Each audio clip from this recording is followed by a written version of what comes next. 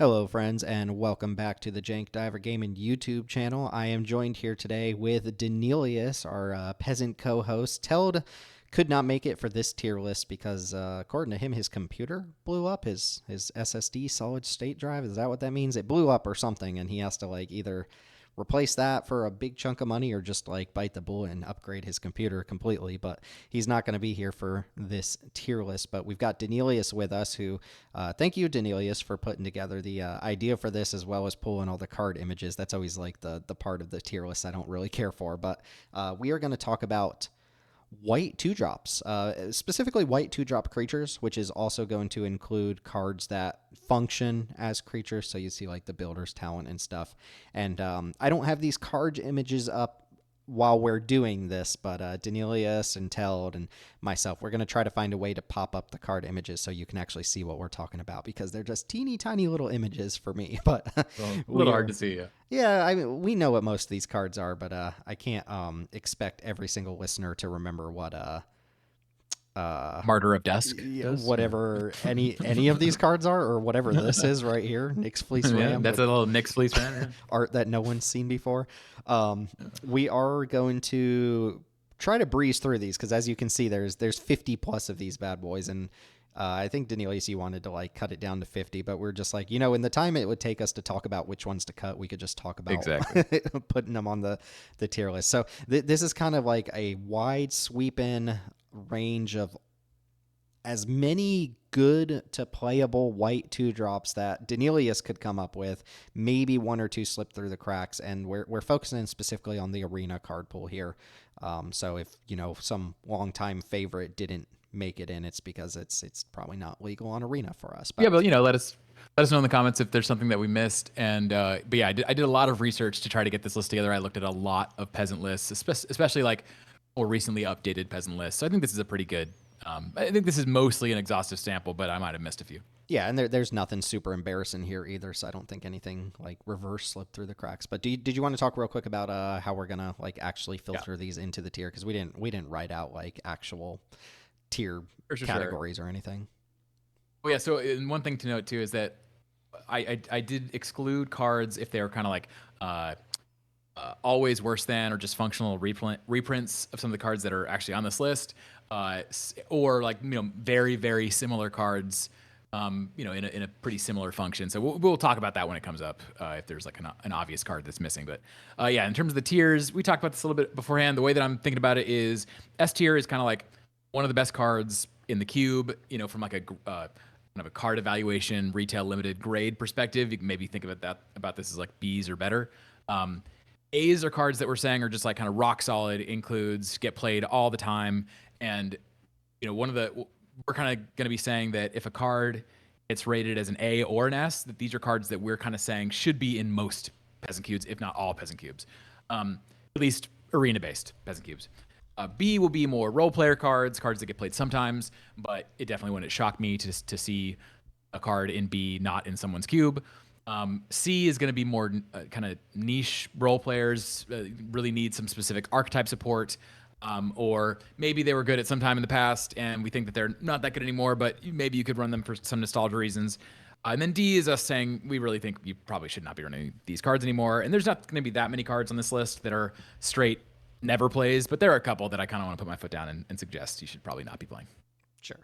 And I mean, it's typical SRE. There are some things towards the end and maybe in the middle here that are definitely fit that kind of build around category of, we don't think these cards are bad, but if you just plug them into a cube, it wouldn't make a lot of sense. You'd have to support them and you have to be doing something thematic. So yeah, let's jump into this. We got somewhere between 50 and 60 of these bad boys to talk about. So white 2-drops. And I guess before we actually jump in and talk about cards, I should remind people that you can let us know if you like these tier lists by just, subscribing to the channel, liking this video, leaving a comment. We heard a decent number of comments on some of the previous tier lists that we did. We enjoy doing them and people enjoy watching them. So if you have an idea for tier lists that you would like to see, usually specific to the peasant or to the arena peasant card pool, because that's what Daneelius and I work with the most, then that would be appreciated. Leave some comments and suggestions below, and like the video. It helps out a lot, and it gives me those endorphin hits. So we're gonna start with these are kind of like loosely categorized. Again, thanks to Daneelius for putting in a lot of the work there, even though they got jumbled as soon as we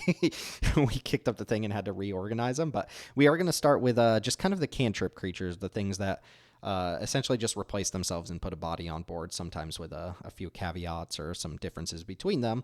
And we're going to start off with like the most basic thing in the world, which is a Spirited Companion, 1 and a white for a 1/1. When it enters the battlefield, draw a card, and notably it is a enchantment creature.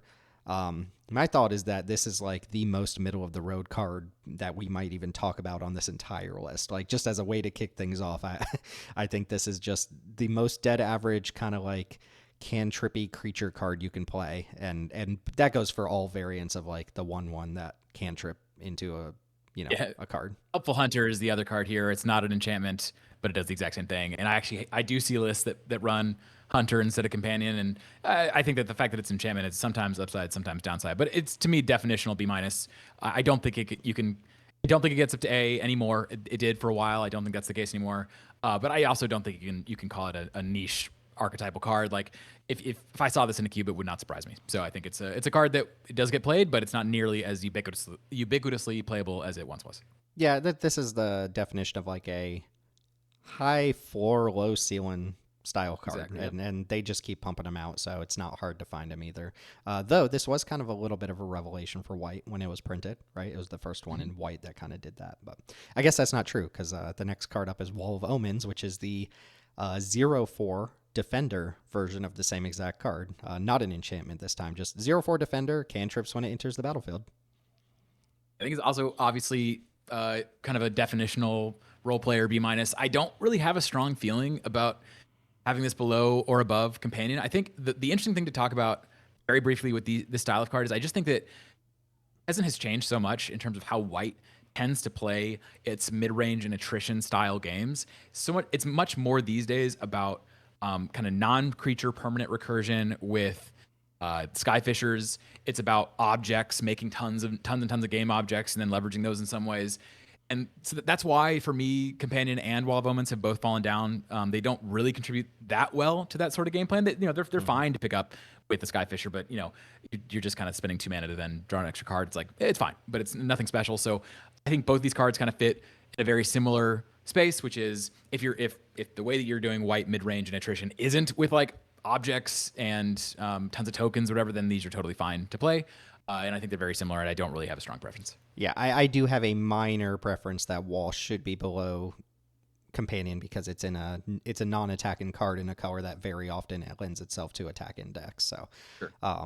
like most Peasant cubes will have like one white strategy that really wants a defender, and the other 3 white decks or whatever all want to be attacking. So I think this is usually a better slot than this, even though they're both fine. They're both fine.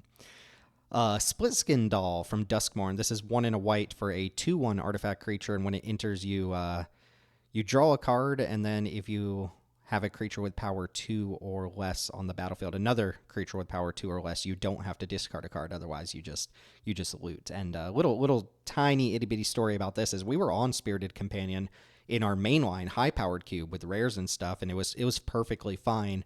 And then like it kind of dawned on me, I was like, isn't Split Skin Doll just kind of like almost strictly better than this if your deck is doing anything operational? Like if the decks that want Spirited Companion have anything else on board, this is just an improved Spirited Companion on top of, I think you'll agree, Artifact is usually a better card type to have tacked on to your like random cantrip dude than enchantment. Also, like sometimes the discard is an upside, like not often, but there are some situations where you do want to be able to get something into the yard for maybe your your types in graveyard matter, or for recursion or whatever else. Like it can be small upside, but most of the time it's just a Spirited Companion that's a 2/1, and the type is a lot more relevant. So yeah, I think this is like bottom of A, top of B, but personally I would put this up in A. I think the vast majority of cubes should be running this. Yeah, I do like A minus territory. I think this is just kind of maybe best in slot as far as like just pure cantrip creature without any like real gimmicks goes, and that is how I treat it. It's just bear that cantrips, which is pretty good. If you have no artifact synergies at all in your environment, then I think the argument becomes a little bit more that it's maybe a B level card. But as long as you have any reason to care about the type line, I think it's best in class. Agreed. Rafine's Informant from New Capenna. This is 1 and a white for a 2/1, and when it enters, it connives. So you basically get the choice between a 2-mana 3/2 or like 2-mana 2/1 that improved your hand. Usually, like sometimes you do just discard the land. You don't necessarily need the body. This is a card that I like quite a bit. I think connive is really fun. I think that's a decent range of abilities for a white 2-drop and aggressive / kind of mid-range grindy decks. I don't see it in lists that often. We don't play it ourselves, but I think it's like perfectly fine and in the same conversation as all of the cards we talked about so far.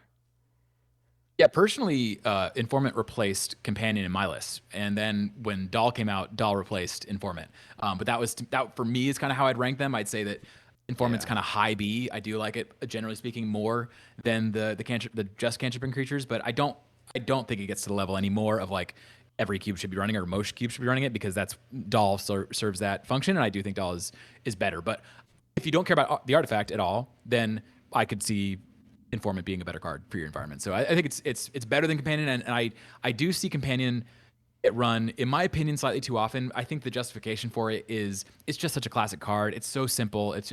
Same argument for Helpful Hunter, by the way. It's like very simple, straightforward, always going to be solid. So I totally understand why a lot of people want to run it in their environments. If all they care about is like power level and synergy, then I would argue for Informant being a better card. But yeah, I like Informant a lot. Not as good as Doll though. Mostly for the artifact type. Yeah, my stigma against cards like Spirited Companion is that like those were the type of cards that people would joke around about for Peasant Cube. For like 10 years, people were always like, "Oh, Peasant Cube is nothing but 2-for-1s," and it's like nothing but Mole Drifters or whatever. And it's like they see cards like this as like indicative of what Peasant is, and they're not wrong. All of these are 2-for-1s, but all these other ones, or at least the Informant and the Split Skin Doll, are like doing cooler things and interacting in more interesting ways than just like this is a creature that puts power and toughness on board and draws you another card. Absolutely. That's why I like Informant so much, is it kind of accidentally synergizes with multiple other strategies in a way that Companion just never really can, unless you have some kind of an enchantment. I guess with Michiko's Reign of Truth, it's nice to have the enchantment type on Companion, but otherwise I think Informant gives you more opportunity in the draft to do something cool. Okay, Builder's Talent, probably one we're going to talk about at length more than most of the others, but are we dropping this up here? Are we putting it up in the top? Yeah, certainly yes. Yeah. And people might, I guess you could argue maybe for a high A, but I like the S call. If you're not playing this card, play this card, please God, yes. Try this card. There's not a single person that I've convinced to try this card out who hasn't come back to me and said, wow, this card is fun, and it's very cool. It's easy to build around, while also just being perfectly reasonable on rate as this like 2-mana 0/4 that gives you this object in play that can generate more value. So awesome card, fun to build around with, and really powerful. To me, this is the card that kind of embarrasses Wall of Omens, but there are some reasons why you'd run a Wall of Omens if you're doing more of a Soul Herder strategy in white, for instance. Then I can understand wanting Wall of Omens, but yeah, Builder's Talent is just way more fun and interesting and powerful, in my opinion, than Wall of Omens. It's an incredibly fun card, and I'm already predisposed to like the class enchantments, and then this also happens to be a really fun build around. But also, if you curate a Peasant Cube these days, and you play a lot of new cards that come out, irregardless of whether you're trying to push an artifact or enchantment strategy, you probably just incidentally have enough artifacts and enchantments for this card to work without pushing the strategy. And then if you do purposefully seed artifacts and enchantments, which is not hard to do, we've talked about 2 already in 5 cards, like then you can really go off with it. We even got to the point where a couple of our drafters did the thing that they like to do where it's like, oh, it's too good, I couldn't beat it. And I was like, too bad, you're gonna have to suck this one up. It's too fun to not play with this card. Fun. Like it could 3-0 week after week after week, and I don't think I could bring myself to cut it. It's just too fun of a card. And for people who I guess this one might be reasonable to quickly read the card, just because some people don't know it, but the first chapter not the first chapter, it's a class enchantment. On ETB, it makes it 0/4. You can pay 1 mana to then unlock the ability that says whenever an artifact or enchantment enters the battlefield, you get a +1/+1 counter. No, sorry, whenever a non-creature permanent, am I already forgetting what the card does? Yeah. Builder's Talent, here we go. Whenever one or more non-creature, non-land permanents which basically means artifacts and enchantments, but you control enter, put a +1/+1 counter on target creature you control, and then you can unlock the last level for 5 mana, which just reanimates a non-creature, non-land permanent from the graveyard. That's often going to be a removal spell in my environment, or it could be another build around, like, say, the Essence Reliquary or something like that, or it could be a Michiko's Reign of Truth. I'd say that's one of the most common play patterns with this card in my environment. So, yeah, just awesome card, really fun to play with, really fun to build around. It's a card that I first pick all the time. So yeah, love it. Think it's a good S tier. Yeah, absolutely. Okay, moving into that might be one of the most exciting cards in the entire list of cards here, but Ambitious Farmhand. I'm going to try to remember. 1 and a white for a 1/1. When it enters, you search your library for a plains, maybe a basic plains, put it into your hand, and then it has a Coven ability. I believe it's 1 white, correct? If you have Yes. 3 different powers among the creatures you have in play, you can transform it into a 3/3 lifelinker? Question mark. Correct. Yep, that's correct. No other text on the back, right? Just 3/3 lifelink. That's right, and you can do it at instant speed, which is nice. I do like. I mean, this is rubbing up against Clay Fired Bricks, which is not here because it doesn't produce a body on board. But we did play this for a little while. It's in the same exact vein as like Spirited Companion to me. It's just like 2 mana 1/1. Go get me a card from my deck. It always draws a land. We didn't see Coven matter that much, but it is nice that you can upgrade your kind of dinky white creature into something meaningful later on. I would put it in almost the same exact spot as Spirited Companion if I could. Probably slightly higher because it does turn into more of a threat. It drops the enchantment type, but becomes an actual creature. It's not too hard to get the Coven ability online. Totally agree. It's a role player that, in my mind, outclasses the kind of traditional just ETB cantrip creatures. However, it's more wordy, and again, that to me is the best reason to still be running these cantrip creatures like Wall of Omens and Spirited Companion is they're just simpler. But I like Farmhand a lot, and I agree. I compare Farmhand with the kind of class of card we've got now that costs 2 mana, gets you a plains and something else. So there's Starlight Shepherd from Edge of Eternities. There's Clayfire Bricks. There's a few cards like this. But I think this totally stands up reasonably well against those. I'm not running it anymore just because I think those cards are a little bit more interesting to draft with. But I think this card is very, very solid. Birth of Meletus. I love this card when it came out. I also think it's like one of the most flavorful sagas they've made. But it's 1 in white. You might have to remind me the order here, but I know it makes a 0/4 wall and then it searches for a plains, or it might do that the opposite Other direction, way. yeah. You get a plains, then you make a 0/4, then you gain 2 life. So this is actually this is the least creature one on this list because technically when you play it, you don't get the creature, but you get it immediately the following turn. So it's pretty close. And it's very similar to both Wall of Omens and Builder's Talent in a way. Like they all 3 cards make 0/4s and give you some amount of value. I think Builder's Talent gives you by far the most value out of all 3. I think it's pretty close between Wall of Omens and Birth though. Like there's some upside to Birth for sure. But getting a plains versus getting the card, like I think Wall of Omens is a much better top deck, but Birth is probably a better turn 2 play. So I don't know. I think they're pretty close. I wouldn't mind just putting them right next to each other, honestly. Yeah, I would put it above Wall just because I think it's a way cooler card. Yeah, I agree. It's a permanent that puts itself in the graveyard eventually. Maybe you can feel your where's Yield, Johnny's Pride Mate down there working with that random life gain or whatever. It just, I mean, sagas are cooler than this. So yeah. I think Soul Herder is the big reason. Yeah, I think Soul Herder is the big reason to prefer Wall of Omens if you were going to prefer Wall of Omens. But everything else, including like Skyfishers, I probably prefer the Birth. So yeah, but they're close. Yep. Speaking of, that's kind of the cantrip creature section, if you will. We've got a mini Skyfisher section here now. You guys have already done the Skyfisher tier list, you and Teld. So I suggest the listener go check that out. So maybe we don't need to go in too much depth here on every single Skyfisher, but we do have a category of about 4 of these to pull out, including original Skyfisher. Core Skyfisher is 1 in a white for a 2/3 flyer. When it enters, you must pick a permanent up off the battlefield. And as we've discussed ad nauseum, like that's upside, that's not downside. So this is just an overstated flyer that also picks stuff up. And I think only, like, despite this being a really good card, it only kind of like drops off because they've been printing more interesting and probably just better versions of this over the last couple of years. So Skyfisher is kind of like a baseline for Skyfishers. To me, ends up like high B, low A, because this is just such an archetypal card in Peasant Cubes these days. I have trouble kind of putting it too much lower because it's only getting outclassed by cards of its same kind that do better things, but it's still a rock solid card. Yeah, I would say all the next three cards we're going to talk about, all of them to me have to be at A or better. And I think at least one of them has to be S. I know which one I want to be S. So I would say I wouldn't go lower than A tier for Skyfisher here. And I could see it. I could see all three of these going all the way to S, because I do think that very much at the moment, white is kind of about the Skyfisher life. That's what it's doing a huge percentage of the time. So, but I'm fine like reserving the S slot for the best one of these, which I think is probably Sun Pearl. Yeah, And then definitely. having Skyfisher and Ambrosia be A tier. But I don't think I'm willing to go beneath A tier for any of these three. I think that's fair. If it were just me by myself, I might put this at like B plus, because again, there's so many of them. This is still one of the top tier Skyfishers though. So Absolutely, yeah. Sun Pearl is obviously, I think, the best, if not, second best or whatever. Second best. I don't know. I guess didn't. What was the one that Teld was like? Maybe it was Well, Sun Nurturing Pearl. Pixie is the one that a lot of people like the most. Oh, sure, but it's not too mana. too So yep. yeah. Sun And I Pearl is think the there's one that can pick up any non-land permanent. It has flash. It's a 2/1 flyer. But if you pick up a token, you draw a card.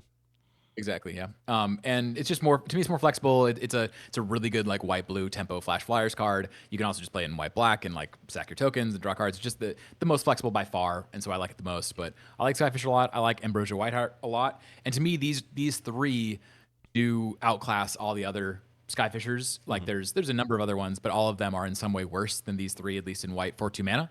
And so these three to me the only ones even worth talking about. All the rest would be just functionally worse. But yeah, Sun Pearl, fantastic. One of white's best cards in my opinion. And then I would throw both Skyfisher and Ambrosia in at A. Yeah, I was gonna ask where Ambrosia stacks up against Skyfisher for you, because it's I'm not sure. They're close, yeah. Yeah, this one is this one can pick Flash. up any permanent, right? And it has landfall, or can it only pick up non-lands? I'm I think looking that up right now, I think actually. it I can don't pick up remember. anything, right? That was the whole joke with you could pick up. Yes, a it's land another and replay permanent. Yep. Okay. Yeah, exactly. Yep, and it has landfall for the +1/+0. It's just a slightly better version than Twinga, but the slightly better definitely can come up.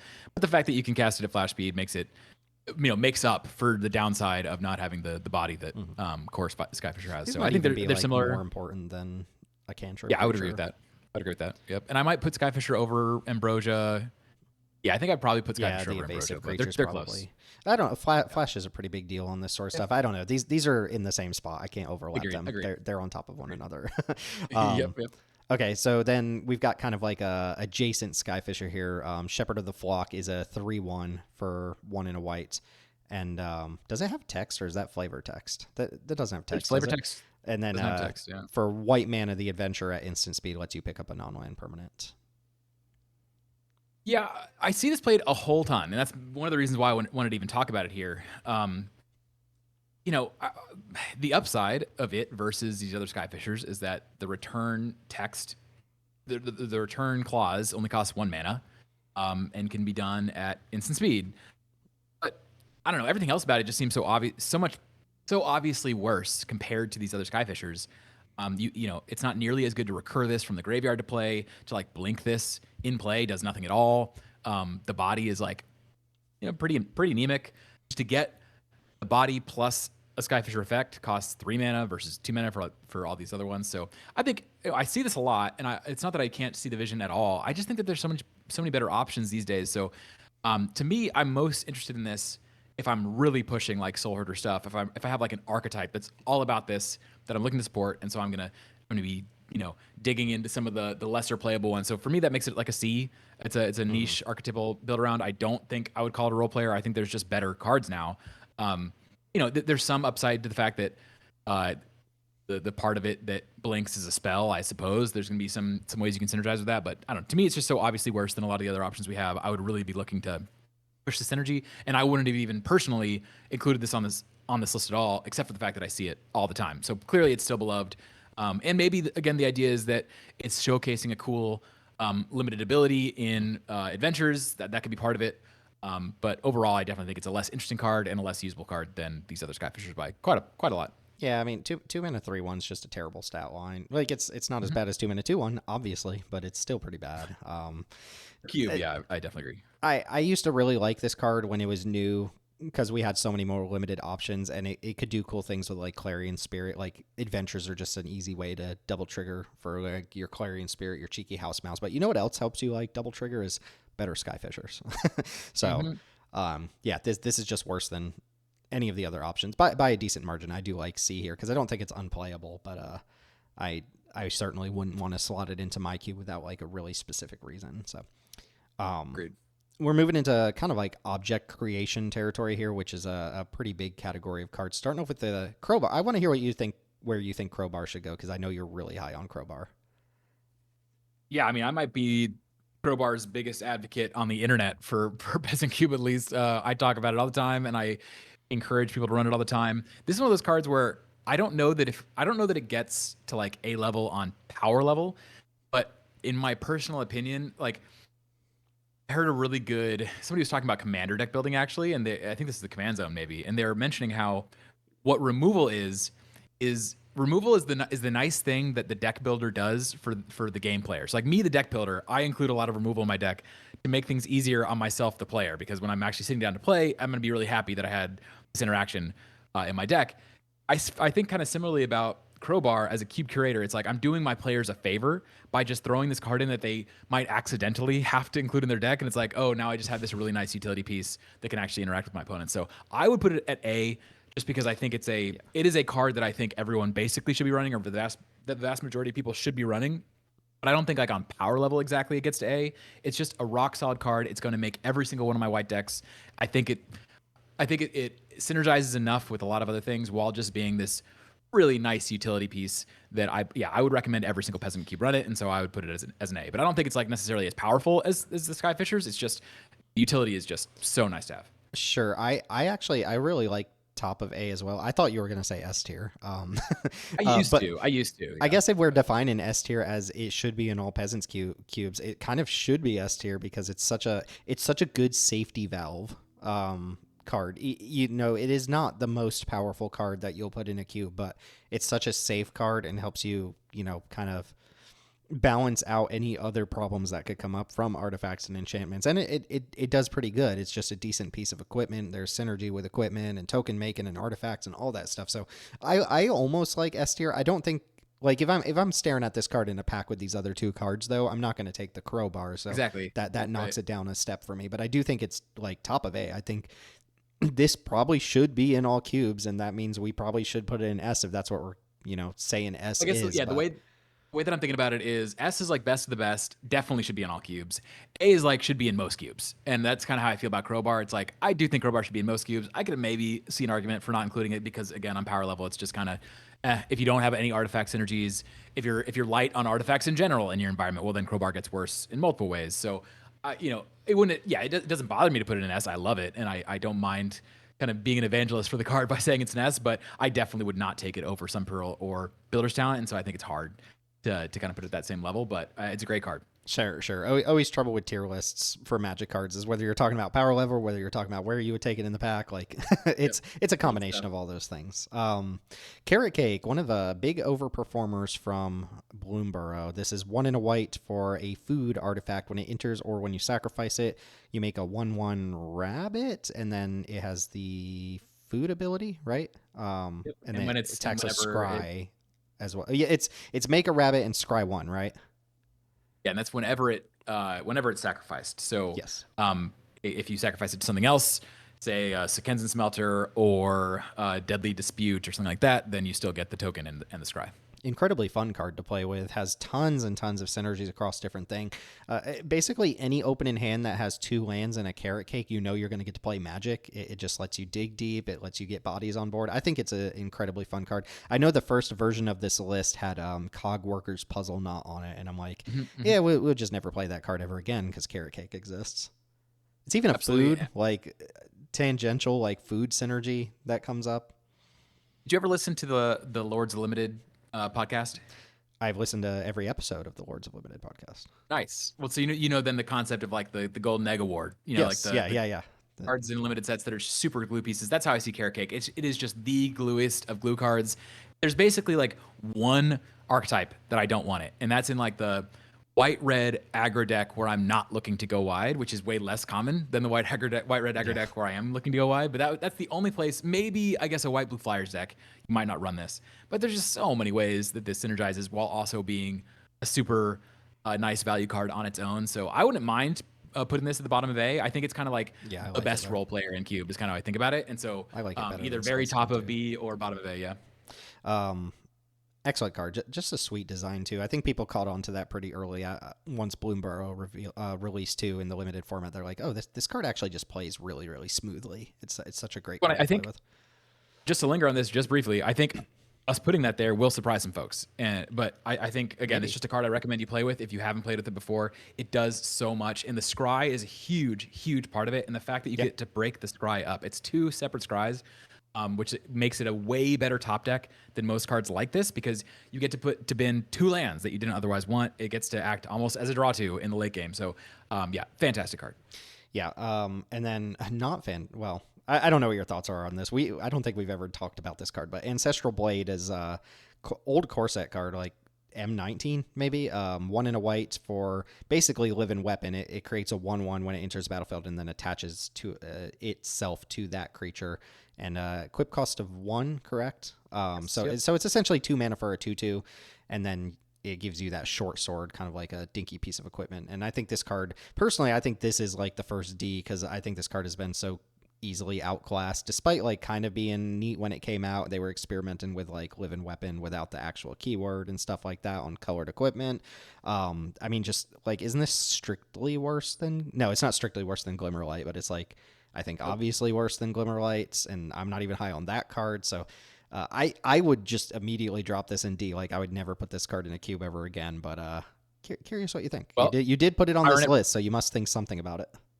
I run it right now, so that's why I put it on the list. And I think that I disagree that it's obviously worse than Glimmerlight. Like maybe as a pack one pick one, you could argue it's worse because it's not as it's more committal. But there's a difference between a card that's a 2 mana 2/2 when you play it versus a card that's a 2 mana 1/1 when you play it. It's a pretty big difference. The fact that the Glimmerlight to me is a much worse aggressive card, I guess if we want to put it, and this is like a very reasonable aggressive card. 1 to equip makes it better than all of the other kind of living weapon style, job select style equipment other than Glimmerlight specifically.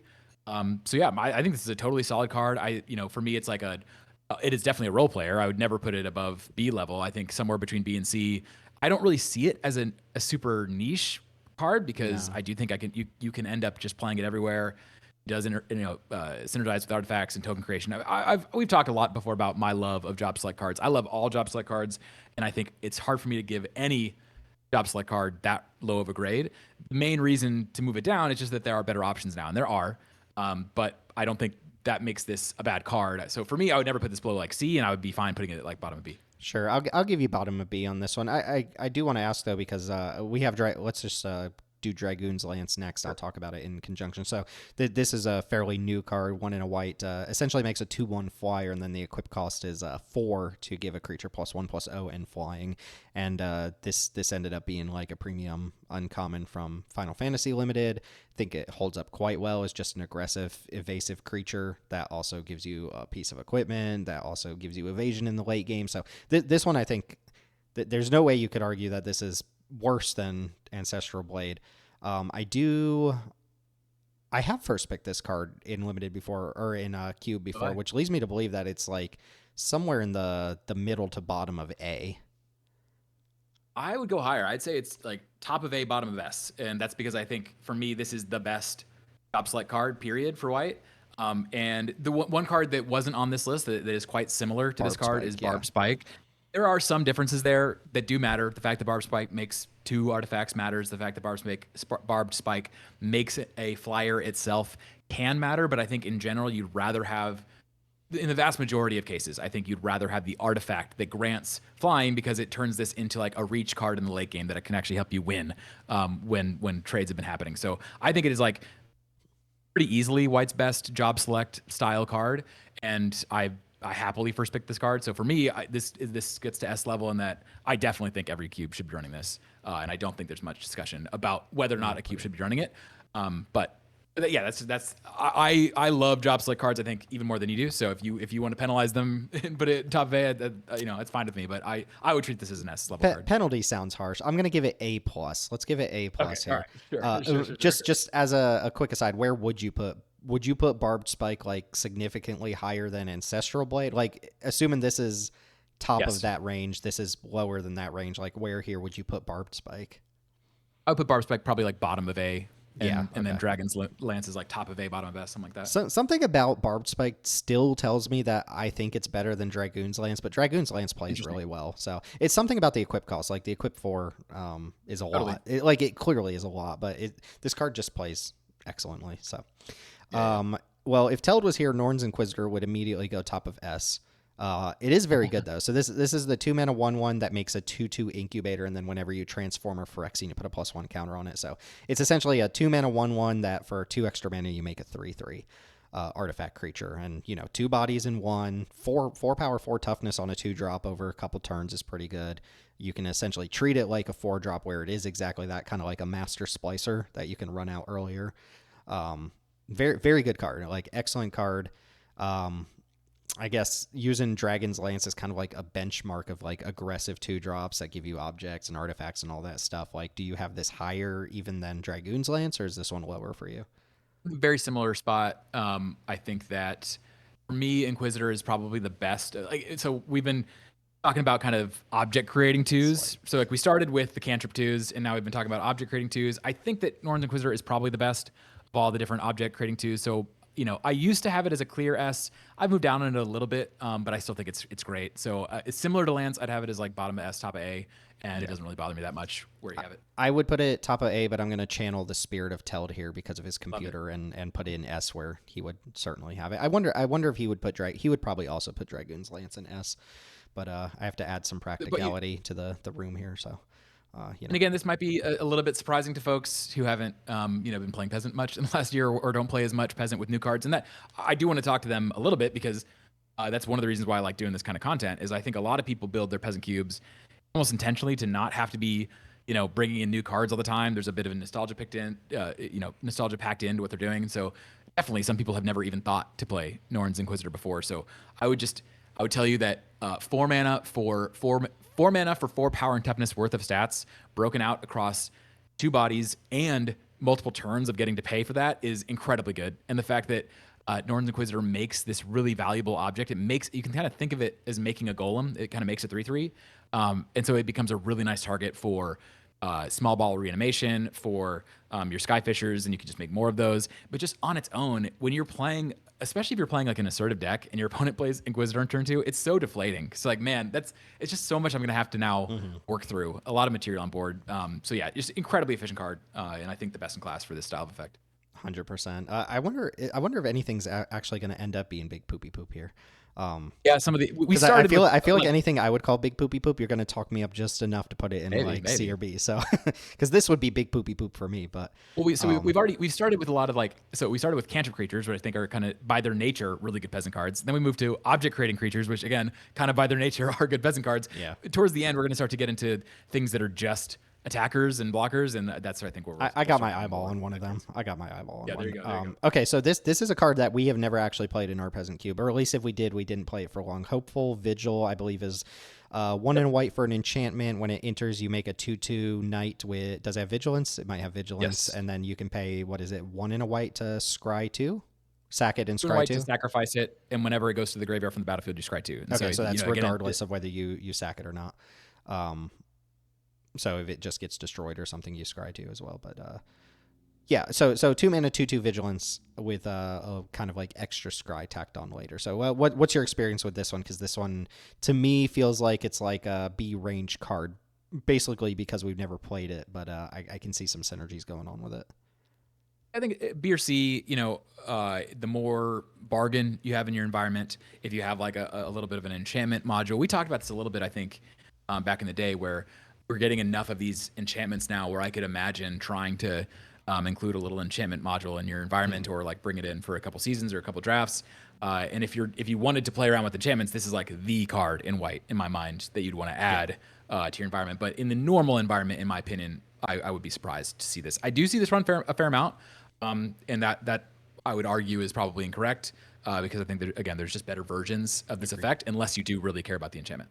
Yeah, I had a lot of fun playing with this card in Wilds of Eldraine, which is a format that I'm a lot higher on than most people, but it was very good there, and that was because it was heavily supported with things you could do with the enchantment besides just pay the mana to sacrifice. So I think this is just a good representative of this kind of like archetypal thing, because you kind of need to care about enchantment to care about this card, I think. This is kind of a 2-for-1 here with these kind of raise the alarm style cards. So Resolute Reinforcements is the one that has flash. It's a 2 mana 1/1. When it enters, you make a 1/1. And then Honored Something Captain is the one from Edge of Eternities. That's a 2 mana 1/1 that comes in and makes a 1/1, and you can pay 6 mana to sacrifice this creature to search for an equipment, put it on the battlefield, and attach it to one of your creatures. So that one's kind of newer. Cubes that are doing any sort of synergy stuff with go wide or sacrifice or tokens. The problem being that people see the card and they treat it like a peasant card, and they won't put it in their decks because like there is a fairly low floor to the card. But I think like any deck that's supporting things that want multiple bodies, I believe this card is a lot better than people give it credit for, without wanting to go overboard and saying it's like some high A territory card. The other one, I would consider this like way more niche, because you kind of either have to care about the equipment, or you have to be like satisfied paying 6 mana to go fetch up a Dragoon's Lance or a Samurai's Katana and put it on the battlefield, which I don't think is bad, but I don't think that's enough upside for me to want that over like the instant speed version of the card. But I don't know. I love Resolute Reinforcements. I think the other one is maybe like a step below it, but has like a much more powerful late game utility ability. So I would kind of lump them together in similar spots. For me, if I'm being realistic, I would say Resolute Reinforcements is like middle of B range, even though I treat it like an A level card. And then the other one, I'd probably put just like a step below it in the same spot. I mean, similar vibes. For me, I think right now I would put Honor Knight Captain as a D, because I don't think there's a reason to run it right now. Big Even what poopy you poop. described there, where you said, yeah, I can get a Samurai's Katana, whatever. It's like, I just don't think that's good enough. I think we'd need different equipment in Peasant to want to run this, and I think we'll get it at some point. And then when we do, we can revisit this card. And I would probably put Resolute Reinforcements as a C, just because I think these days we just have better versions of making multiple bodies. And so if I'm running it, or if I see it in a cube, I'm thinking, okay, they really are trying to push go wide like even harder than normal. Now, the problem is, I don't actually think that's true. I think more people agree with you, and they see Resolute Reinforcements as this perfect little card, very easy to understand, and does the job. It does the job really well, and white wants to go wide, and so you just play this card. My personal attitude is stuff like Carrot Cake has just really outclassed this card so much, even though, yes, technically it's not the exact same thing. I think that there's just different ways now that you want to go wide that are a lot more exciting and just better than Reinforcements. So I would regulate this, or sorry, Resolute Reinforcements to, more of a synergy role, where it's like, okay, I really need to push this particular lane, so I'm going to bring in Reinforcements. But if you want to put it in B, I'm not gonna fight you too much. A lot of people play the card. I have some respect for the card. I just think that there's other versions of it now that are more exciting and better. I agree with everything you said. I would put it like above here. It sounds like maybe you would put it below the blade personally, but I think one thing that people forget about this card, and I think it is very relevant, is the hidden mode of like deal 2 damage to target attacking creature or whatever, sure. Which I think that's very meaningful upside over something like this. I still think Carrot Cake is like a stronger overall card, but I mean, your opponent comes at you with multiple 1/1s. This can eat 2 X1s or whatever, which, cards like this are part of the reason X1s are so terrible in Peasant Cube. But I think that's like a very important mode. Your go wide deck being able to operate at instant speed a little bit and having synergy with sacrifice. I think it does. I think it turns like so many small knobs that adds up to me liking the card more than most people. Though, I mean, I have to agree, like the permanent based things that pump out dudes are a little bit better than like raise the alarm style cards. So I'll put it here. I'll put it here in B. Clarion Spirit. My heart wants me to put this card in S. Like, I love this card. It's one of my favorite Magic the Gathering cards of all time. The baseline, if you treat this card like 2 mana 2/2, make a 1/1 spirit, like when it enters the battlefield, not what it says on the card, but that's kind of like how you can treat it sometimes. That's such an excellent card. And then like, this is just an army in a can. Like, there are so few cards that can do this sort of thing. Like, basically give you a free Linger in Souls if it sits on the battlefield for a couple turns. I think this card, for me, easily gets into A territory, though I would be hesitant to put it up in the S tier. I was checking my card ratings just to see where I had it, And I remember having like a few really bad experiences with the card in a row, and it kind of tanked its rating in my own mind. I think I have it as a C right now, and that feels too low. Um, I I think by reputation, probably S. My personal attitude is that it's a little bit more like I think it's probably A, somewhere in the A range. And honestly, Like I don't know high B, low if I had A. like carrot cake versus Clarion Spirit, what would I take first? I If think it's I like think Carrot Cake does too many more things for too many yeah, different decks. It smooths out your draw. Like I think Carrot Cake is a more important card, even though the ceiling on Clarion Spirit's ceiling obviously on much Clarion Spirit higher. is huge.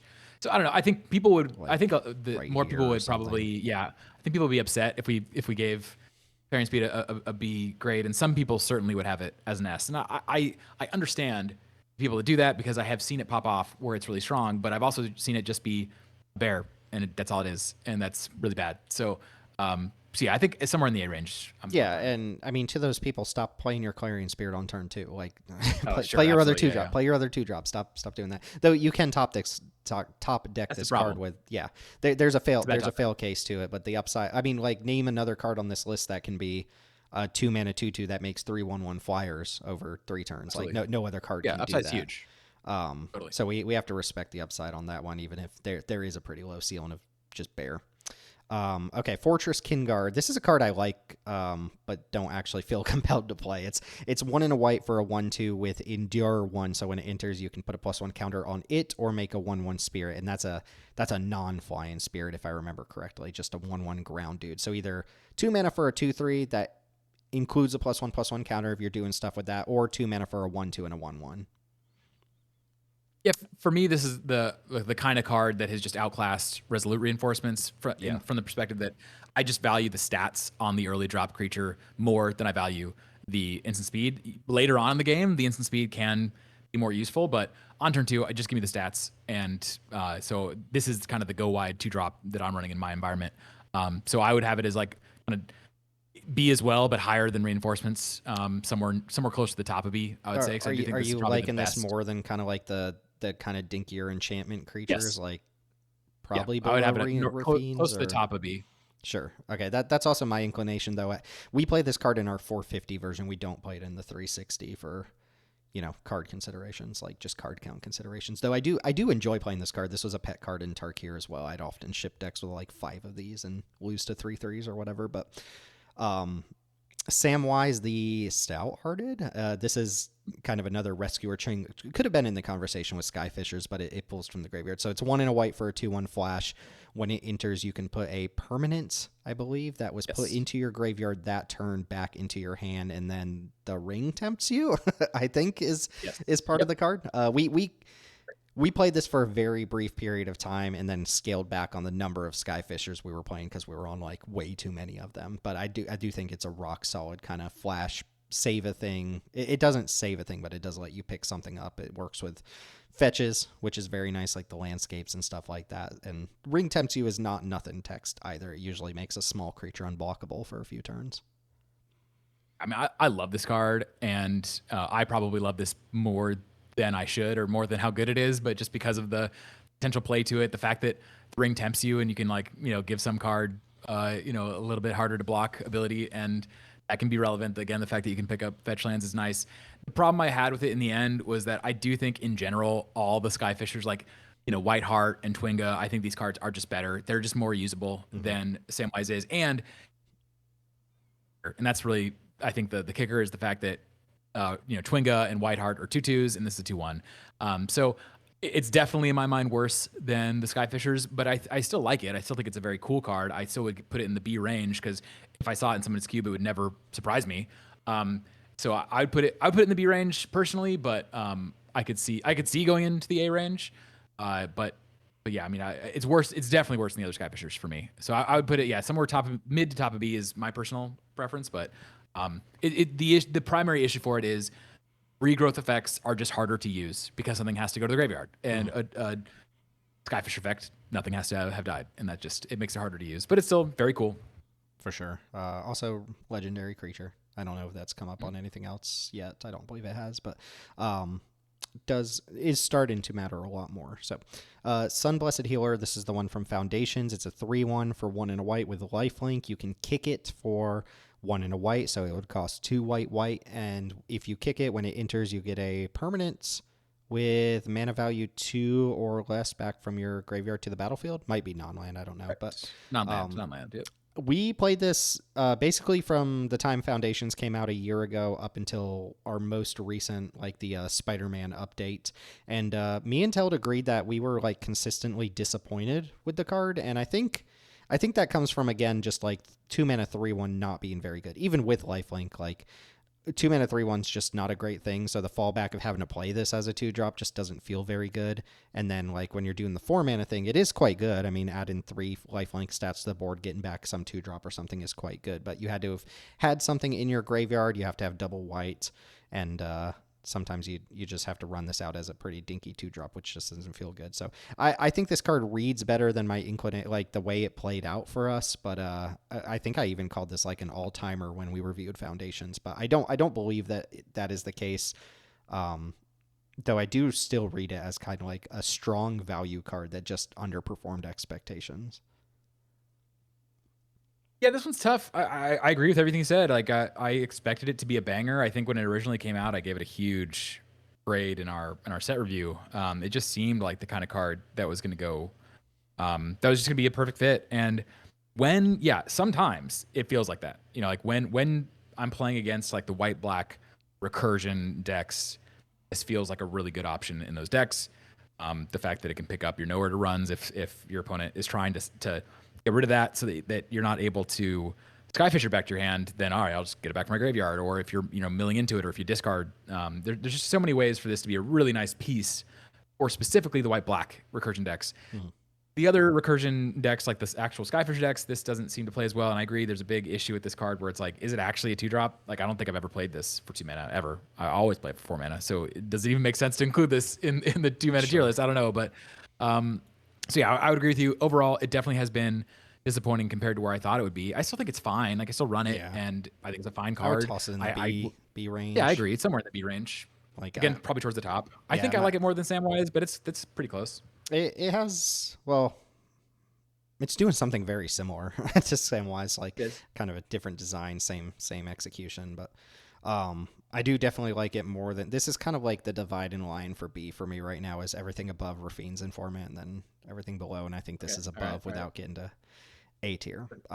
Okay, this one, Copper Coat Vanguard, like, you'd be forgiven if you thought this was a fake card, because it kind of is a fake card, but it's a 1 and a white for, what is it, a 2/2 that gives your other humans +1/+0 and Ward 1. Is that correct? I've never played this card in my life, but yeah. It's from that Aftermath March of the Machine thing that you'd be forgiven for not knowing the cards. Yes. Correct. Have you played this card? We've never put this card in a cube before. No, I've never. This isn't in my card pool technically. I have seen it a lot. A C, right? I think it has to be a C. The argument for it being better than a C is that there's just a lot of humans, period, in cube. Like, if you go look at your card types right now, you'll see human is by far the most commonly used type line. So that would be the argument for putting it into B, and I think that's why it gets run as often as it does. It's just there's a lot of humans running around. I don't have any experience with it. It's not that interesting to me. I think playing around with type lines, you got to be kind of careful, because if you have like if you see this card in a pack and you're the drafter, I'm going to go, oh, there's a human theme. And the question is there a human theme, or did you just put this in there because there's a lot of humans? And so there's some issues there with like cube communication. But especially if you're making human tokens somehow, and I'm not exactly sure how you do that, and this makes a lot of sense. But I think this is a quintessential C- style card. It is a build around that you don't necessarily have to go out of your way. Like, you probably incidentally build around it already. But I also agree it doesn't really interest me. And I don't know, something about that Aftermath set kind of irritates me. But Neighborhood Guardian, 1 and a white for a 2/2. When a creature with power 2 or less enters the battlefield under your control, another creature with power 2 or less enters, you give a creature +1/+1 until end of turn. Kind of one of the breakout uncommons from Murders at Karlov Manor. And this has got to be up in the upper tier somewhere. It just pushes so much damage. Yeah, it can't go lower than A. No, I no. don't know that it gets up to S for me because again, it is just a bear that can die, and off the top, it's way worse than it is on turn 2. So it has some of those similar problems. But the potential power output on this is ridiculous, especially when you're Yeah. pairing it with the different white spells that make lots of tokens. So yeah, I think like close to top of A, maybe even getting to the bottom of the S. But I think A is probably the right place for it. Yeah.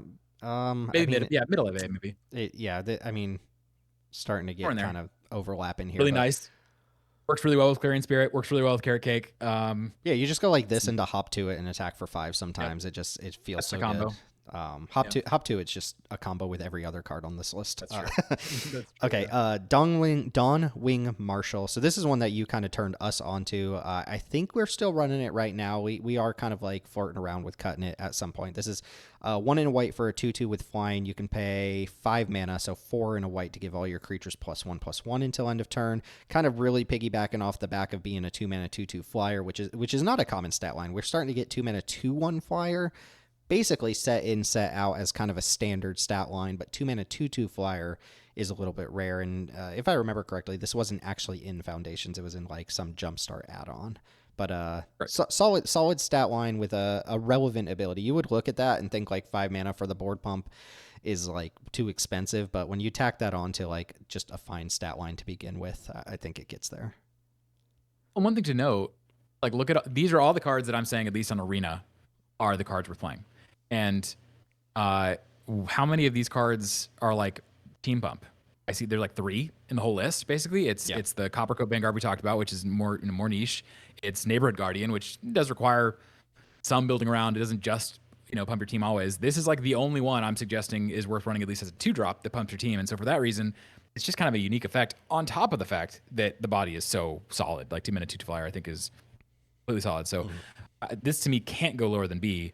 Yeah, I would I put it don't in know that it like gets to A, mid but B. yeah, I'm trying to think of like I think I would run Marshall over basically everything. I think it's definitely above the Rafine's Informant line. Like I think I would Yeah. run it over all of those I would cards. even I've been more impressed with Marshall than I have with this thing. Um, Sure. I mean, this is definitionally a role player too. Like it just it plays the role of being an aggressive white creature in decks that put bodies on board. So it's kind of like a hallmark poster child for what we're talking about here for the bees, I think. Okay, what is so this is the sheriff. I don't remember the name of the card. Something sheriff, but 1 in a Uh, white for a 2/2. It has a keyword. Okay, maybe you should just read this one. I know it does something like Banisher Priesty with tokens or whatever. Yeah, so this is if it's not the sheriff spelled the wrong way. So hold on, now I have to Sheriff. 1 second. Okay, I'm just scry following while we're talking here. Okay, this is Shire Sheriff, which is 1 in a white for a 2/2 halfling soldier with vigilance. And when it enters the battlefield, you may sacrifice a token. When you do, exile target creature an opponent controls until Shire Sheriff leaves the battlefield. So when this came out, I was really excited about it. I think a lot of people were really excited about it because it seems like a 2 mana white CubeCobra. It's like, man, all you have to do is sacrifice a token, and there's so many tokens these days, and it's easy to make work. And I think that's kind of what propelled it into cube playability. Like, I see it in a lot of cubes. I never ran it myself because it was so bad in the Lord of the Rings limited Yes. environment. And it's not like that environment didn't have access to tokens. There's a fair amount of tokens running around. Now, I probably have more tokens in my cube. So this is actually a card that I've always had earmarked where it's like, man, I should give this a run at some point because maybe it's just way better than I'm thinking it is. But given the fact that it was so bad in the limited environment, that's what's kind of kept it from getting tried for me. So I would say C- is probably where this should land, as in like the harder and harder you're pushing token generation in your cube in general, but especially in white, then the more this becomes a card that I would at least be intrigued to see tried out. But given the fact, again, it was like one of the worst performing peasant cards in that Lord of the Rings limited environment, and so I have a hard time imagining it's as good as it seems like the general community thinks it is because of how often it gets played. Yeah, I think this card is actual D tier from my experience with it in LTR and in Cube. And I'm already predisposed to hate Banisher Priest. I do not like Banisher Priest creatures. There's been no formula of that except maybe Annex Sentry, which is a card I'm also lower on than most people. I just hate Banisher Priests. And I especially hate the idea of a Banisher Priest that doesn't attack very well, and dies to every removal spell you'll be playing, and also requires you to sacrifice something so that when your opponent eventually answers your Banisher Priest, which happens with every Banisher Priest ever, you're now down a resource that you presumably could have used for something else, or maybe it was something expendable, but you have to sack a random 1/1 to play this. I don't think that's very good. Like that's just, you've just played Bone Splinters, and they're going to get their thing back at some point. So I think this card is really kind of dookie poo poo. But Good. Yeah, put it in D then. Put it in okay, D. yeah, I'm not going to dookie fight that that. bad boy. I don't have high respect for the card for sure. No, we did play it for a little while for all the same reasons. It reads like a perfect peasant card, but I think it consumes a resource for, I think, good upside, but upside that doesn't last in a game. And then especially when you're talking Banisher Priests, often have to exile an ETB creature, and then your opponent kills it and gets their ETB back. Like, I don't know. Something's wrong about this card that I don't appreciate it. But I hear you. Partially, I think what's so annoying about it is the fact that it tricks you, right? It's like, it should be such a good card, and then you play with it, and you're like, ugh. It's like, okay, well, maybe if I contort my deck and my environment around it, it becomes better, and so you can start seeing the at least the vision. But it's so disappointing compared to the promise that it suggests on first read that I like just sending the message and giving it a D, even though I do think part of why I like this card a little bit more than what you're saying is that in the environment that's super heavy token based, well, now it's both easy. It's easier to pay the cost on this, and also you're more likely to be targeting a token with this, which then eliminates some of the Banisher Priest downside. Yeah. But I'm not trying to fight. I don't love the card, so yeah, I'm fine putting it in D. Okay. So battle menu is up now. A card that I might need to reconsider, because I actually love playing with this card, and I played it in some high power level cubes recently, and it was quite good there. So this is from Final Fantasy, 1 and a white for an instant, and let me know if I miss any of these. You can gain 4 life. You can make a 2/2 with, does it have vigilance? It might have vigilance, might not. You can make a 2/2. You can destroy a creature with power 4 or greater. And then what is the third mode that I'm missing there? +0/+4 until end of turn. Yeah, +0/+4, which don't quite use that one very often. So think of this as 2 mana flash 2/2 that you can give up the body to destroy a big thing, gain some life, pump a creature, so on and so forth. Lots and lots of flexibility. This is probably something we have to talk about whenever we talk about our modality conversation at some point. Do you play this one? Have you liked this one? Because we never actually added it to our cube, but I do think there's quite a bit of optionality to the card, obviously. Yeah, we tried it for a bit, and it has that classic problem of like, what deck what archetype are you in where you see this in the back and you're like, oh yes, it's a battle menu, so it was instead just a card that people were adding because, like, all right, well, yeah, it does some things and maybe I'll play it, and then it was often getting cut. And I think that's the fundamental problem it has. Also, it's a weird card because it did really well in Final Fantasy Limited. Mm-hmm. And I think the biggest reason why that happened is that the template of kill a big thing, or if there's no big thing to kill, get a card's worth of value, is just incredibly strong in retail Limited. And I think it's way worse in Cube because you're way less often facing off that big creature. Like, so many retail Limited decks are, okay, the top of my curve just has big stuff, and that's way less often gonna be the case in Cube. And so I think the removal spell portion of this is way worse in Cube, and that just makes the whole card a lot more dubious in general. So I think the card is fine. I don't think I would be okay putting it above B.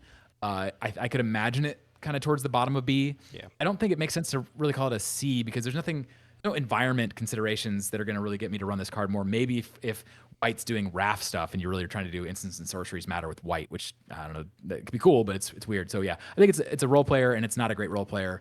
It didn't last that long in my cube because nobody cared about it. Nobody's like looking to add it to their decks. That's fair. Funnily enough, I do think cards like this, and there's the new Spider-Man one, I think it's called Spectacular Tactics. It can save one of your creatures, put a counter on it, or destroy power 4 or greater. I think these cards actually play out better in higher power level environments because you just have so many push stats creatures that this ends up being removal / body instead of like, body / removal 25% of the time or whatever. Right. It's just Agree with the that. removal mode ends up mattering a lot more. But I do think it's a cool card. Definitely a big flavor hit for sure. Okay, what is this card called? The March of the Machine thing. I vaguely know what it does. Sundering something. Sunder the hold on. So I should have prepared this. This is um oh man now there Sunder the Gateway. It's 1 and a white for a sorcery, and it has choose 1, incubate 2, then transform an incubator token you control. So that's the creature side of this. It's just 2 mana for 2/2. But it's at sorcery speed, whereas battle menu is at instant speed. So that matters. The other side is the thing that is actually exciting, and I've many times contemplated bringing this card in, and I probably should just do it at some point, but it's destroy target non-token artifact or enchantment an opponent controls, incubate 2. So I compare this to what's the card that we just got? Seed Ship Impact is the card that we got in EOE, and that was 1 and a green for an instant that destroyed an artifact or enchantment, and then if it had mana value 2 or less, you get to make a lander token. And that card has been rock solid so far. We've tried it ever since EOE came out, and we've been really happy with that. There's a couple of noticeable downsides on this card. One is the fact that you have to target a non-token artifact or enchantment, and that does mean that there's some number of creatures that you're going to wish that this could have killed and it won't be able to kill. But I think that's not going to come up. I don't know. That will come up sometimes for sure. But when you have a target here, like I would much rather have an incubate 2 than a lander most of the time, at least. Like that's actual power and toughness that I'm going to get to put in play for 2 mana. So, and then the fact that unlike Impact, when there is no target for this, you just get to make a 2/2. Like that's such a huge buyout on your naturalize effect that you don't have to have a target in play to main deck this. So I think this card is totally reasonable. I've considered running it many times, and I don't know why I haven't, honestly. It's like I don't really have a good reason for why I'm not running this. But because I haven't run it, I don't necessarily have a ton of cube experience with it. It's just the kind of card when I read the words on the card, it's like this is gonna play well. I can't imagine that this card wouldn't play well. So I don't know where to grade it, is the truth. But some people do play with this. I can totally imagine some people reading this and being unimpressed. But like when you really think about it, I think it's always going to play reasonably well in any environment that has targets, which these days in Peasant I feel like is going to be the majority of cubes. So I like the card a lot. I have no idea where to grade it. Yeah, I don't know. I almost want to put it in C because it's a question mark. We did play this for about a year, I think, after it came out, and I remember in our review of March of the Machines, we talked I talked this card up quite a bit because it's 4 mana Reclamation Sage or whatever, and at the time Reclamation Sages weren't super pushed, so that was before we got Witch Enchanter and stuff like that. We do have Witch Enchanter now, so like Witch Enchanter. It's not really a comparison between the two, but Witch Enchanter also can't be played as a 2 mana 2/2 if you need it. I think this card actually plays as like a fine B, that you can main deck. It'll be good in pretty much every single game. You'll find a target for it in majority of games, and if not, you still have a 2-drop. I don't think it's definitely not like a super pushed design. It's not A or S, but I think like low B is probably okay.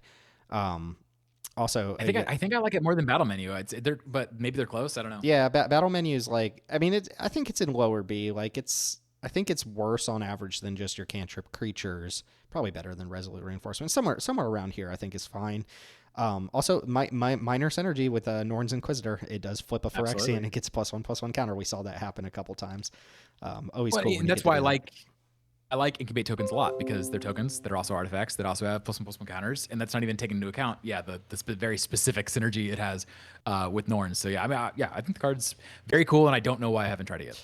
Cathar Commando, 1 and a white for a 3/1 flash. You can pay 1 mana to sack it and destroy artifact or enchantment. What do you think of this card?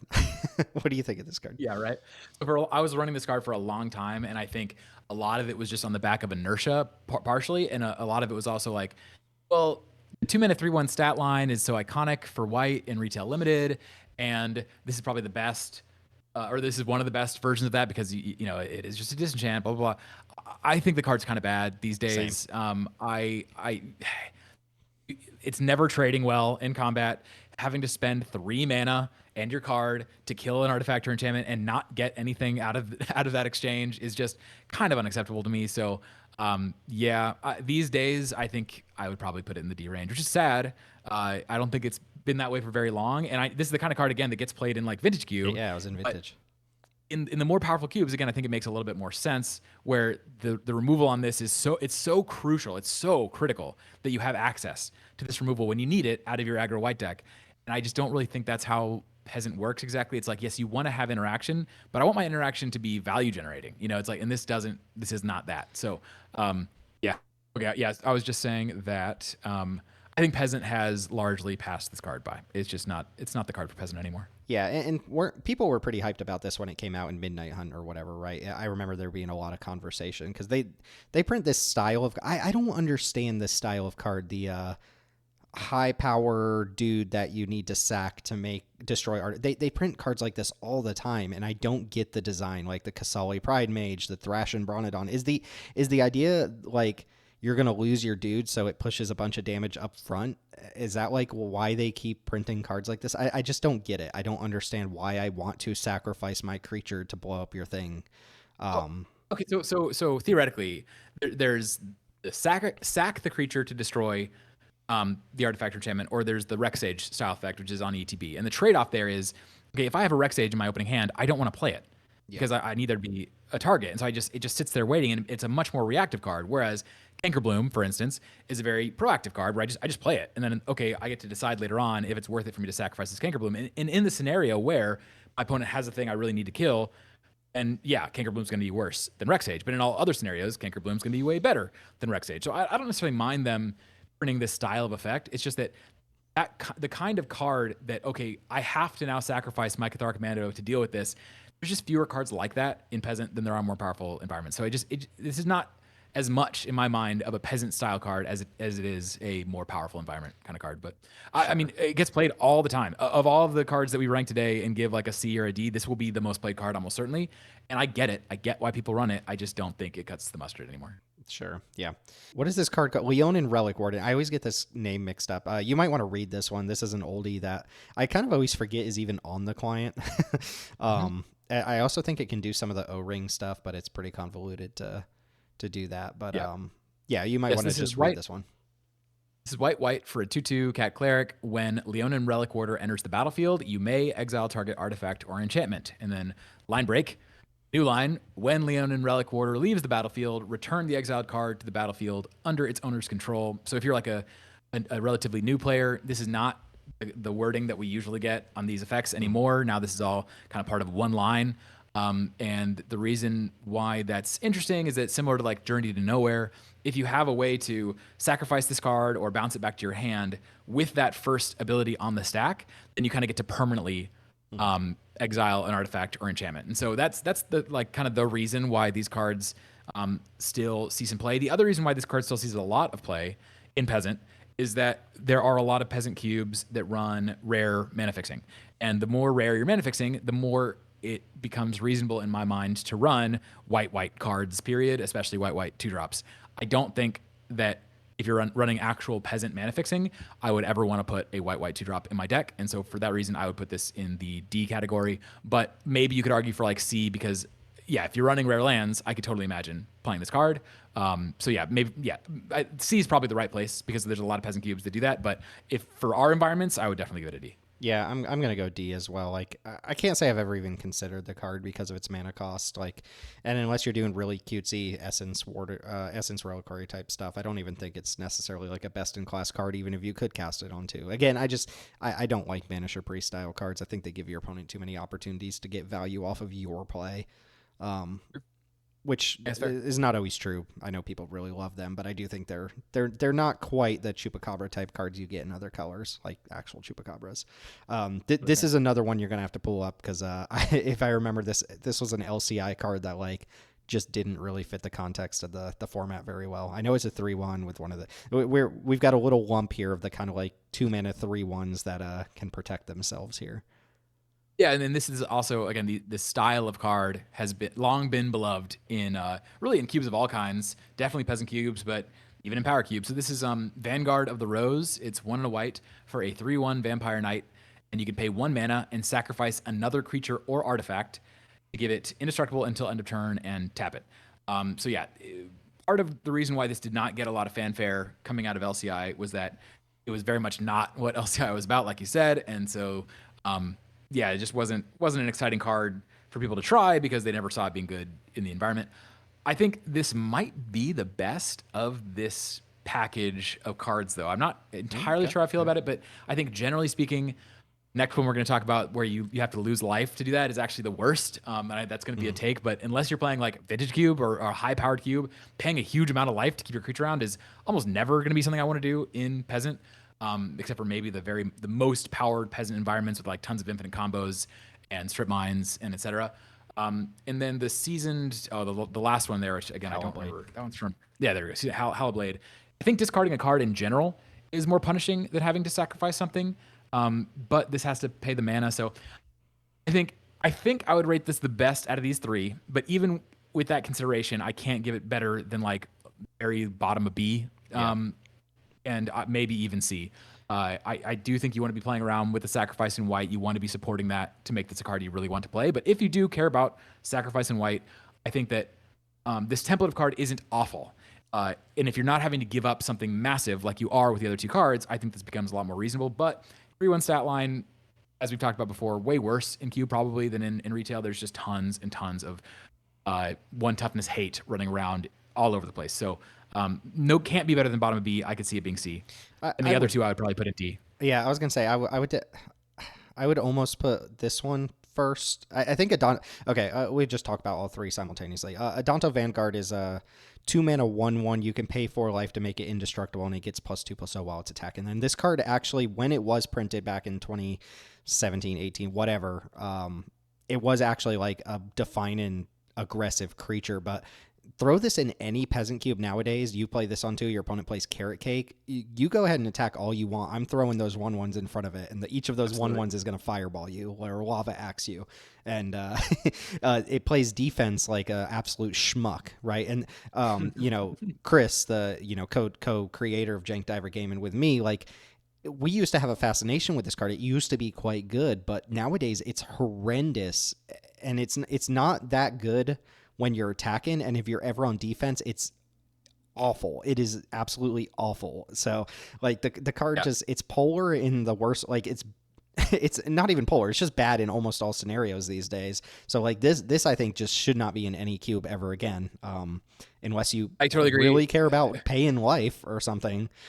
I totally agree, and I think that'll surprise a lot of folks potentially, because I think this card gets played in a lot of the biggest cubes out there at the moment. But I agree with everything you said, and I think one of the big changes to Magic in general over the years is that I think there's a time period where if you had this in your deck, the likelihood that you were playing against a deck that was slow, not aggressive, not really able to pressure your life total, it was really high, especially if you're talking about like old school powered cubes where the white decks were like the aggressive decks. And so if you were playing the white deck, you weren't playing against the white deck. So there's a really high chance that your opponent wasn't going to be able to pressure your life total in a way that would make that pay for life really hurt you. These days, every deck I'm playing against in Peasant can pressure my, or like, the vast majority of them have the ability to pressure my life total. And so paying life in chunks of 4 is just a huge, huge cost. So unless you're playing some kind of like a lifelink cube or something where you can easily gain huge chunks of life back and then pay that life in this way, like it is no longer a card I would consider for most Peasant cubes. No, it's really bad. You get in these situations where you activate the ability and they like shock in response, and it's like, what are you gonna do? Take 8 to save it? Yeah. No, and you just lose it, and then you lost 4 life on top of that.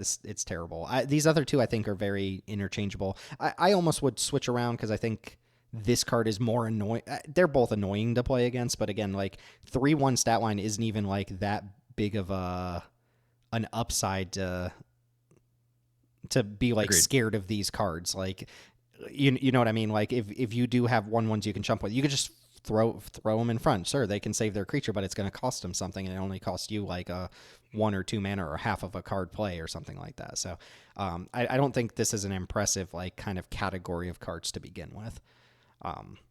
Which brings us into a pretty large group, and I guess we can speed through a lot of these kind of like aggressive beater type creatures, but these are kind of 2 drops that are meant to push damage. That's kind of the category here. So I wanted to say Brindle Show. That's not the card. Bright Blade Show. 1 in a white Stoked. For so I don't know. It's a weasel. It's a weasel. It's a weasel. It's a weasel. 2/2 for 1 in a white. It has first strike and lifelink.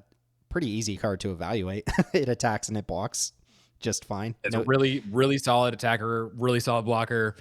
I don't know, like bottom of B maybe. I think of all these cards, it's like one of the better ones, but I don't know. I don't run it myself, and I think that there's way more It's interesting cards these days to run. But I I'm it's gonna put solid. it. I'm gonna Actually, give it like B minus because like even though the card reads fine, I just don't see anyone ever putting this in a cube over all these. There's 50 other options here. Like and so I what? think the reason why you run it is, again, it's simplicity. It's just Sure. keywords. It doesn't make objects. It doesn't do all these things. But if we're purely talking power level, then yeah, it's worse than cards that draw cards or make objects. It just is. But it's a very solid beater for sure. Bloomburrow was pretty good for that too, with like the Moose and the Quake Tusk Boar and stuff like that. They Mhm. printed a lot of cards like this. Knight of Dawn's Light, one in a white for a 2/2 with first strike. Um, if you gain life, you gain an additional life, and then what's the pump ability? One in a white to give it +1/+1 until end of turn. Correct. And I you can think I activate think I that got that in a right. number of Did I times. did I get that one? Did I Yep, get that one right? that was Cool. correct. All That right, was correct. Yep. DMU card. Yeah, so the kind of like white knight to the black knight. Um, Going on in DMU. And yeah, I don't care about any of the life gain text on this. If you gain extra life, so be it. But this is just a another 2 mana first strike creature that's just really hard to block. Actually, really hard to attack into or block. Like first strike plus a pump ability is actually very relevant. So this to me is like I don't see why I'd ever play this if I could play this. Oh, I disagree. Um, oh really? I Okay. disagree. I think Well, I think Stode is way better on two because of the lifelink, and then Knight is way better off the top. But I care more about the card being better on turn two, so I prefer Stode. But I don't think they're massive. because I agree with you because that it blocks your opponents to drop that turn. Because like if I untap, like my I imagine this is just a better card no, to have than this, right? purely the lifelink. I think the lifelink early just matters a lot. It makes racing a lot more in your favor. And Sure. I think that I don't want to be planning. I don't want to be planning around needing to activate this ever early turns. It just makes it does make it hard to block. But I think Stoat is already very hard to block. So I don't think it's like a huge difference. Personally, because of that lifelink, I would put Stoat slightly Okay. above Knights. I would flip flop these, but I don't feel strongly about either of the cards, honestly. And the same goes for a lot of these 2/2 first strike type things. I guess we could just talk about this one, the Sunhome whatever Stalwart, I think, which is a card we Yep. played for quite a while. It's decent. It's one in a white for a 2/2 first striker with Mentor. So if it attacks alongside another creature with less power, it puts a +1/+1 counter on a lesser power creature that's attacking alongside it, which pretty solid if you ever get the +1/+1 counter off of it. And again, I think a 2 mana 2 power first striker is still fine. Like we see tons and Agreed. tons of those. It's not like it's a unique thing going on or anything like that, but they do get to attack fairly often, fairly easily. And with all the pump spells that we can play these days, like push pump spells, they get better in combat as well. So this one really does hinge on getting +1/+1 counter out of it. Otherwise it's just a worse version of these cards, So but you can get that +1 counter fairly easily. There's a lot of 1/1s floating around. yeah, and for me, all of these are like very bottom of B or top of C. And for anybody that's surprising for, not only are they not drawing cards, they're not giving you card or object advantage, which the majority of the cards we've talked about that are rated above these, they do either give a card or object advantage. The other reason why I don't love these cards anymore nearly as much is because of cards like Lore Heath Links and Sundial and Glyph Elemental that just grow so much. They grow beyond 2/2 so fast that the fact that these have first strike, who really cares? Like I can get bigger creatures anyways out of this 2 mana slot. So that for me is why these have all become outclassed. I understand though why people still run them. Again, they're very clean. They don't put a lot of cardboard in play or whatever. They're simple to play with. But generally speaking, I think all of these are fine. They wouldn't shock me if I saw them in a cube. But we have a lot better statted creatures these days that you get to play on too. And so I put all these in a pretty similar Yeah. spot of like bottom of B, top of C, something like that. It's kind of cheesy to put like all the same category of cards in the same thing, but they all play out It's the same thing, yeah. roughly the same. They're very so. similar. Yeah. Okay, Thunderous Orator. This is one in a white for a 2/2 with Vigilance, and then I believe it's whenever it attacks. What is it? It picks up the keyword abilities of all the other creatures you control. So if you have a flyer, it picks up flying, Yes. et cetera, with pretty much all the keywords you would imagine. I thought this card was super cool when it came out in Strixhaven, and I kind of imagined it as 2 mana 2/2 flyer. That was kind of like, I was like, okay, you surround this with a bunch of flyers in your cube, and this operates as though it is a 2 mana 2/2 flyer. And sometimes you get, I think Double Strike is written on there. That's one of the things you can pick up, lifelink and stuff like that.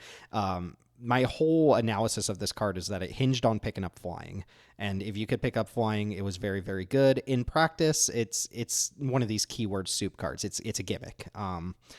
unless you're intentionally trying to go. And I don't know if you play this or have played it or what your thoughts are, but I think that this whole style of card is a gimmick that's fun to pursue, but doesn't necessarily make for like a super powerful card.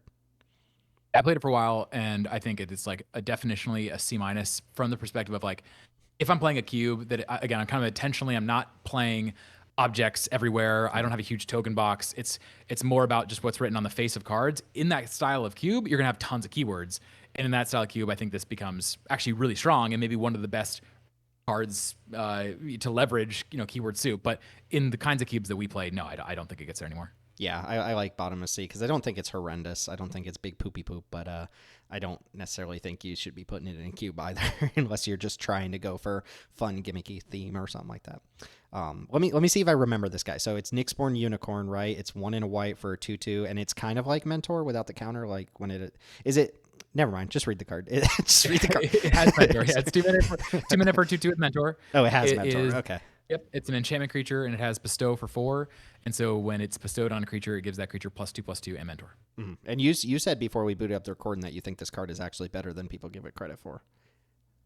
I mean, okay, if you listened to our last episode, which hopefully will have gone up by now, it was kind of a retrospective on MH3 and the impact that MH3 had on Peasant specifically. And I think this card is like a really good example of one of the things I was talking about, where it's like, I think we could be playing way more cards from MH3 if we wanted to. Mm-hmm. And the only reason why we're not is because, like, well, we don't want the entire cube to just be MH3 cards. But, like, I think this card is rock solid. Like, compare this to the Sunhome Stalwart, okay? Yeah, okay, you lose first strike. That matters. I would argue that matters very little compared to the upside that you're getting on this card from the Bestow. And, Bestow here is essentially card advantage. You're getting... not quite card advantage, but it's more similar to card advantage, and I think it's giving you more advantage. 2-for-1. Yeah, and it's giving you more advantage than the Stalwart is able to give you. And so, personally, I would definitely have this above the Stalwart. I think I would have it above Stoat as well. It's more like a card advantage card than those can be, while also still being a card that you can play on 2, and it can do the job for you when your opponent stumbled, which I think is a lot of what Mentor is kind of doing. So, yeah, I like the card a lot. It's not one of the better. I'm not playing it right now. Again, I think that's largely because it's just another MH3 card, and I don't want my whole cube to be filled with MH3. Yeah, I almost would even put it higher than that because my experience with this card is that I hated it. I thought it was really dinky in the limited format, but it would always beat me. I would always lose to it, and it would come down and enable an attack that was doing like. It went from my opponent couldn't attack to my opponent is now pushing 7 damage or whatever, and then I had to kill their thing that this was on, and they're still left with a creature that now pushes like another 5 damage the next turn. So it probably is actually like literally better than I'm giving it credit for. So I'm going to give it credit and push it up into this little category of cards we could play, but don't for various reasons. I like it being next to Sunder there because, yeah, 2 cards that I don't play, but I don't really have a good reason for why I don't. Yeah, Glyph Elemental, though, up here. Yeah, we get another S tier. Definitely S. I'll tentatively put it here, but this is the 2 mana. We actually cut this for a while, so I don't remember the bestow cost. It's 1 and a white, right? Yeah. Yeah, so this is a 2 mana 2/2. Whenever a land enters, you put a +1/+1 counter on it, and if you've bestowed it on something, the enchanted creature gets +1/+1 for each counter on this. So this is pumping the enchanted creature, and then when the enchanted creature dies, this thing pops out with all the counters still on it, and it's still getting the pump. So it kind of preserves the landfall triggers. And then this card was absurd when we played it. Like we tagged it as this card looks really strong, and then it was just like. Nobody could ever beat this card when it got bestowed onto something. Even you would just run this out on turn 2 sometimes, and it would start smashing people. It just becomes a 4/4 on turn 4. Like it scales with the game. It's always bigger than the removal spell your opponent seems to have. And excellent, just 2-drop beater. That in terms of like where to rate things in S. Let's not worry about that quite yet for S because there's not going to be that many in S, so we can kind of go back at the end. I don't know where I'd put it, but yeah, outrageous rate on this card. I don't think we need to talk about it. Definitely every cube should be playing this card if all they care about is power level. Yeah, and if you're like us and you care about cards being too powerful, this is maybe the only one on this list I would peg as too powerful. Maybe there's something else down there, but not too powerful. Like it's like a Mother of Ruin style card, but you will see this card win games for sure. Absolutely. Yeah. Stonehaven Pilgrim, a little beloved card of mine. So if you've never seen this one, I believe it was from the initial wave of Jumpstart cards. So it's kind of like a hidden card that hasn't shown up a lot, but it's 1 and a white for a 2/2, and whenever it attacks, if you control an artifact or enchantment, it gets +1/+1 in lifelink until end of turn. And my experience is, yes, we have like a quote unquote blue white artifact deck. We have lots of artifacts in every color and stuff like that. But regardless, same thing I said with Builder's Talent. Even if you're not necessarily pushing an artifact or enchantment theme in your deck, you almost always have one lying around. So I think this card does get to attack as a 3/3 lifelinker fairly often, which is a burly little 2-drop.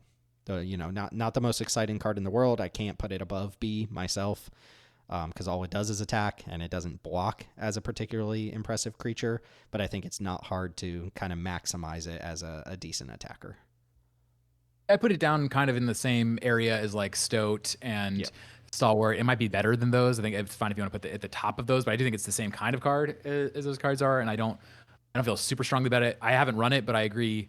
It makes a lot of sense for why it would be really solid in Modern Peasant, because it will often get to attack as a 3/3 lifelinker. Not a great blocker, can't give you card advantage, so I think I have a hard time putting it above where it is now. But yeah, in that range, makes sense to me. It plays really well with Builder's Talent, by the way. Makes sense. Fearless Fledgling. This card was kind of a little monster when it came out. This was like the biggest drop off for us. Where this card came out, it was excellent for like a year, and then it was like, I don't think this card's very good anymore. Maybe it's still good. I don't know. This is 1 and a white for a 1/1 landfall. Put a +1/+1 counter on it, and I believe the landfall ability gives it flying until end of turn. Correct. Yeah. This was like the terror of one of the many terrors of Zendikar Ryzen Limited 6 years ago now. But I don't know. I feel like this one dropped off significantly once they started printed 2-drops that kind of like did more interesting things outside of stats. But it is, I mean, it's not fair to compare it to Glyph Elemental, but it is another creature that kind of like, if you land it on turn 2, it scales up at a slower rate. It's 2 land drops before it becomes like a real threat, but. It can become a real threat. Is this the type of card that's better for you if you're running like the double landscapes? Is this something you play or have considered replaying? I've never cut it from my environment. I've always liked it. It's a card that I've encouraged people to draft more highly than they do, because it definitely is a card that goes very late, and I found it to be very impressive. Me personally, I would again put it in the same realm as these other cards that we've been talking about, the kind of 2-minute cards that are mainly in there just to be attackers, can't provide you advantage. But I like it more than all the others. I think it's of a different class than the ones we've been talking about so far, at least. Because this has been a game-winning card for me, where it's like, I can't, my white weenie deck can't get through for attacks anymore, but I have a 5/5 flying Fearless Fledgling. And I think it is the kind of card that when you have it in your opening hand, when you're the assertive player, it demands removal. And I want that out of my 2-drops, that it really does demand to be removed a large percentage of the time. So personally, I like it a lot. I would put it somewhere in the like mid to bottom area of B. Okay. I can do that. I don't have a strong opinion about it these days because we haven't played it in such a long time. My kind of qualm with the card was always how horrendous it was as a top deck. But you got to give cards credit for being on curve some amount of the time. I also accidentally refreshed, so I think it shuffled some of the things around. But no worries. Okay. Oh, and also, by the way, on Fledgling, another big thing is, yes, if you are playing landscapes, the more landscapes you're playing, the more landers you're playing, whatever, then this can become very threatening very fast. Yes.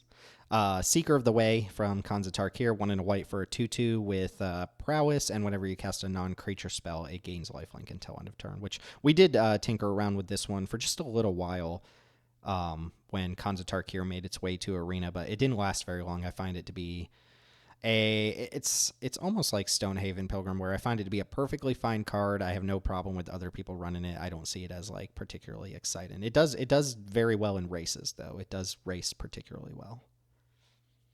To me, it's mostly just worst. Sorry, it's just a worse Stonehaven. Like, because whereas Stonehaven just cares about the thing being in play, Seeker cares about the thing being like on the stack or in your hand. And in my mind, it's always going to be easier to trigger, Haven on average over the course of a game than it's going to be to trigger Seeker. Now, the big advantage the Seeker has is it's a better blocker. You can leave it up and then cast your thing in speed as a blocker. I care less about my white 2-drops that don't give me object advantage being good blockers, to be honest with you. So I would personally, I think, again, Peasant has largely passed this card by. It's nostalgia bait mostly. So, C, maybe D. Yeah, I think I almost like D. I agree. Like again, if I saw it in a list, I'd be like, what are they trying to do with this card? Like what are they trying to do? There's got to be something going on with white that I'm not quite seeing because I just think there's so many other options you could play instead. And also requires you to follow up. I mean, granted, it's not hard to trigger prowess with a lot of things being kind of like specialized as non-creature permanents, but there's just The way I nothing think about it is like, exciting to this. so you play Stonehaven. Next turn, you play Samurai's Katana. And unless they draw a disenchant, now Stonehaven is turned on the rest of the game. Whereas Seeker, okay, you followed up with Samurai's Katana. It attacks once as a 3/3 lifelink, and now you need to keep feeding it for it to be that. Yeah, Otherwise, it's awful as just a 2-mana 2/2. So yes, there will be environments where Seeker makes plenty of sense to play. And I'm just arguing that in our environments, for instance, I think there's not really much justification for it. sure. Put it somewhere here in D. Okay, we got the pair of Ether Drift 2-drops here. So Glory Heath Links is the 1 and a white 2/3 lifelinker cat mounts with a saddle 2, and then when it attacks, it fetches up a basic plains to put into your hand. And then Sundial is the 1 and a white 3/3 artifact creature, the legendary artifact creature with a block of flavor text. And I give Sundial like a hard time for being just like, man, I think this card isn't extremely boring, but I don't think it's a bad card at all. Glory Heath Links is obviously like a great card. This is the type of card that's like a great without being a huge synergy piece for anything. It's just kind of like the white card you can plug into pretty much any white deck that wants to attack. Well, and the nice thing about it is it even does have a little bit of synergy now with stuff like Traveling Botanist, where if you need to get It your does. creature Yep. tapped, then this is a way to do it. So it's not zero synergy, but I agree that's not why it's good. I love Glory Heath Links. I think it's like going on S. I want to go S tier. Just raw stats. Like they didn't have to put lifelink on this. It's repeated card advantage for white, which is something that almost none of these cards do. It has always lifelink, always on. Yeah. Yeah, they didn't sacrifice anything on top of this. They could have definitely sacrificed stats on this because of this just draws you cards, and they didn't do that. They didn't have to give it a keyword, and I still think it would have been good. Like this just is pushed in all pretty much every direction. Like it's not white. It's easy to cast. It, like you said, it has micro synergies now because of some of the when these things become tap type cards. So I think this deserves to be S tier as far as like you can just put this in every Peasant cube, and there will be white decks that can use it to good effect. Totally. Bottom of S for me though. Agreed. This and Dragoon's Lance I think are straddling the same line. How about Sundial though? I don't think Sundial doesn't touch like high tiers for me personally, but I don't just because I don't think it's like an S tier card doesn't mean I think it's bad. Yeah, similar to Fearless Fledgling for me, it's like it's the style of card. It's just existing to be power and toughness, attacking, blocking. It can't give you card advantage, unless your opponent has to make some unfavorable trades or whatever. So I would put it in the same realm as Stoat and those other cards, but I do much prefer the stat line of 3/3 to the abilities on those cards. With the caveat of like, yes, it makes it less interesting. Sure, it is a less interesting card maybe than those because it has less text, but I do think it's a better card. Yeah, I'm adjusting some of this stuff as I go. Yeah. Yeah, I think that's a good spot for it. A type of card that I don't think will make a lot of lists because it doesn't do anything flashy. It didn't make our list, but I do believe it's in our 450. It is an artifact. We care about artifact decks. Like it has more synergy than what's written on the card, and I think that's the key to Sundial. Is like, yeah, 2 mana 3/3 is fine, but if you can unlock like micro synergies that aren't necessarily written in the text box of this card, then it does more than it reads like it does. Lone Rider. What's the opposite of a pet card? Because I've always hated this card, but it's a 1 and a white for a 1/1 with first strike and lifelink. At the beginning of your end step, if you've gained 3 life this turn, it transforms into a 4/4 with trample, lifelink, and first strike. I think it that rides as 1. I believe is the name of the card. Do I get brownie points for that one? Well done. Yeah, well done. Yeah, I love Shadows over Innistrad. It's my favorite, one of my favorite sets, if not my favorite. So I got that one. Sorry, I minimized my thing. Unless you're, pushing some sort of weird life gain theme, I don't see why you would ever play it. This to me is just immediate. Anything that says like when you gain life, in order for this card to be good, you need to gain life. I just immediately think C, and then some of them even drop down into D for me. Yeah, I see this card a lot. You like it or you see it a lot? No, I see this card a lot in cubes, and I don't really understand because I don't think at the moment we really have very good reason to do life gain stuff. So, like, kind of for me, similar to the honored captain thing, where it's like I can envision a world where this turns into a C. At the moment, I don't think life gain synergy makes a lot of sense to be running in Peasant. I know some people do it, and so I'm not trying to offend you. If you like that, that's fine. But I just don't think the archetype gets there right now, and so I would put it as a D for now. And then yeah, if we get more reasons to do life gain stuff, then I can see. But I think the reason why this gets played so much right now is that this is a reason, quote unquote, a reason to do life gain stuff. And that's where I would just hard disagree. It's like, no, this is not a reason to do life gain stuff. This just dies. You can't have like your build around be a card that doesn't give you card advantage and just dies to like anything, you know, Doomblade or whatever. So yeah, for me, this is a D that maybe in some world where life gain becomes a thing I actually actively want to be building around, then maybe this acts as like a C minus kind of support piece for that. But for now, it's a D for me. Yeah, my problem was always it flips on your end step, gives your opponent a whole turn to be like, okay, I'm just going to pick that off now before, like, I'm just going to go and kill it. And that's if they didn't already pick off your 2-mana 1/1 that doesn't do anything. I always thought first strike on my 1/1 is just kind of like, get out of here, man. Like, what are you doing? And then I know it's an Eldrazi or whatever, but trample on the white creatures just makes me sad face. But all right, a Johnny's Pride Mate. And then after that, we've got so do you have something to say, like strong feelings about a Johnny's Pride Mate? My strong feel is, I mean, honestly, it's kind of similar to the last card, but people need to let go of this card. I heard an amazing comment yesterday. I've actually, my dog died a couple months ago now at this point, and this isn't meant to be a psychological dive into that, but you know, it's been tough dealing with the death of a beloved pet. And I heard an amazing quote yesterday where it's something along the lines of like, don't live in the shadow of your memories or something like that. It's like, it's time to move forward. And when I heard that, I was like, it's a great quote. It applies so much to Johnny's Pride. He's like, don't live in 2015 or 12 or 7 with this card. It's like, this is not a good card. This is a card, even if you have life gain synergies, there's better things like Cat Collector. Play cards that actually give you an advantage when you're doing the thing. This doesn't really give you much of an advantage. So unless you're in like the most life gainy cube of all time, then I just don't ever want to see this. You're playing Soul Warden and this thing, and if you're a cube that plays Revitalize, then go for it. But I would recommend scrapping that whole package of cards, whatever you're doing with that, and play any of these other 49 cards or whatever. So I'm going to just make a statement and say this is the worst white 2-drop you can put in your cube. Like, and hey, look, I don't want to be offending people. If you love any card that makes you feel good about playing Magic, go for it. It's just on a power level perspective. No, don't. Just stop. Yeah, they definitely hit a nail on. Like they knew what they were doing when they printed this card in M10 or something, and they're like, people just can't let go of it. I think whatever. A Johnny's Pride Mate, get out of here. Okay, some double strikers here. So Twin Blade Geist is 1 and a white for a 1/1 double striker, and then it has Disturb for, I want to say, is it 3 and a white or is it 2 and a white? White. So it comes back as an aura that gives the enchanted creature double strike, I believe. That's correct. We played this. I was excited when this card came out. It was still on board with like, oh, Fence and Ace with Upside is maybe playable and stuff like that. And I don't know, unless you're doing Aura Synergy, Enchantments, Heroic or something like that. I don't think Fence and Ace is good. Just like as a baseline, that's not a good baseline. Like 2-mana 1/1 double strike needs something else going on or needs support from other cards. So I don't think it stands alone on its own.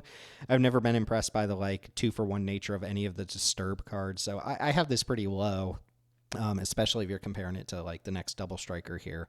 I don't really see too much reason to play this unless you're doing something very niche archetypal. Yeah, I think this is a C for me because I actually had it in my cube for a while when I was trying, it was like a year and a half ago or something, when I was like trying to do a bit of a disturbed theme or like I wanted graveyard to matter in a lot of different archetypes because I thought that would be similar to kind of artifacts mattering all over the place. I thought that would make for an interesting kind of sub theme in the cube. So I was trying to push graveyard synergies, but even there, it wasn't overly impressive. We're about to talk about another kind of fencing ace variant that I think is way better. So yeah, I think it's a C card in that, like, if you're really trying to push graveyard synergy specifically in white, I think it makes sense to do that with this card, but otherwise I don't love it. Yeah, so mid C card's fine. And then Illuminator Virtuoso, I think, is this one. This is 1 in a white for an uncommon, Streets of New Capenna. This is also a double striker, and then I believe it's when it becomes a target of a spell you control, you connive, right? That's correct. And again, I would put this as a C. I hung on to this card for a really long time. There was a couple of archetypes that I saw that had this with the mouse and some tricks, and it was like a white-red trick style deck. And I've had a couple white-green trick style decks, and I think those decks can work. But over time, I've come down on tricks quite a lot. And if you don't have the environment that can make that connive trigger work pretty well, then it is just a fencing ace, or fencing ace with very, very minor upside. And so yeah, I think you do need to have some real trick support in your environment to make this a card you really want to run. But if you do, I think it's a quite solid card. So that to me is definitionally a C minus. It's like it's not a card I would be shocked to see in the cube. It just tells me something about the cube in my mind when I see this card now. I do think ever since they dropped NX and Siamese down to uncommon on Arena, there's been like the potential for a red-white heroic style deck, but it would take like some obvious restructuring and intentional plans to make that work that I don't think is ultimately worth it and doesn't really bleed over into other color pairs outside Boros. This guy you probably need to read. Wait, we reviewed this. I don't need to read this. Oh, okay, you know this card. I remember talking about this card once, but I don't think I've ever given it another look. Yes, let me see if I can do this. It's Erdnan Dramoka Warrior. It's 1 in a white for a 1/1. I don't know. I'm guessing its types are human warrior. And it says when it enters, you get a +1/+1 counter on target creature, including itself. It could be itself.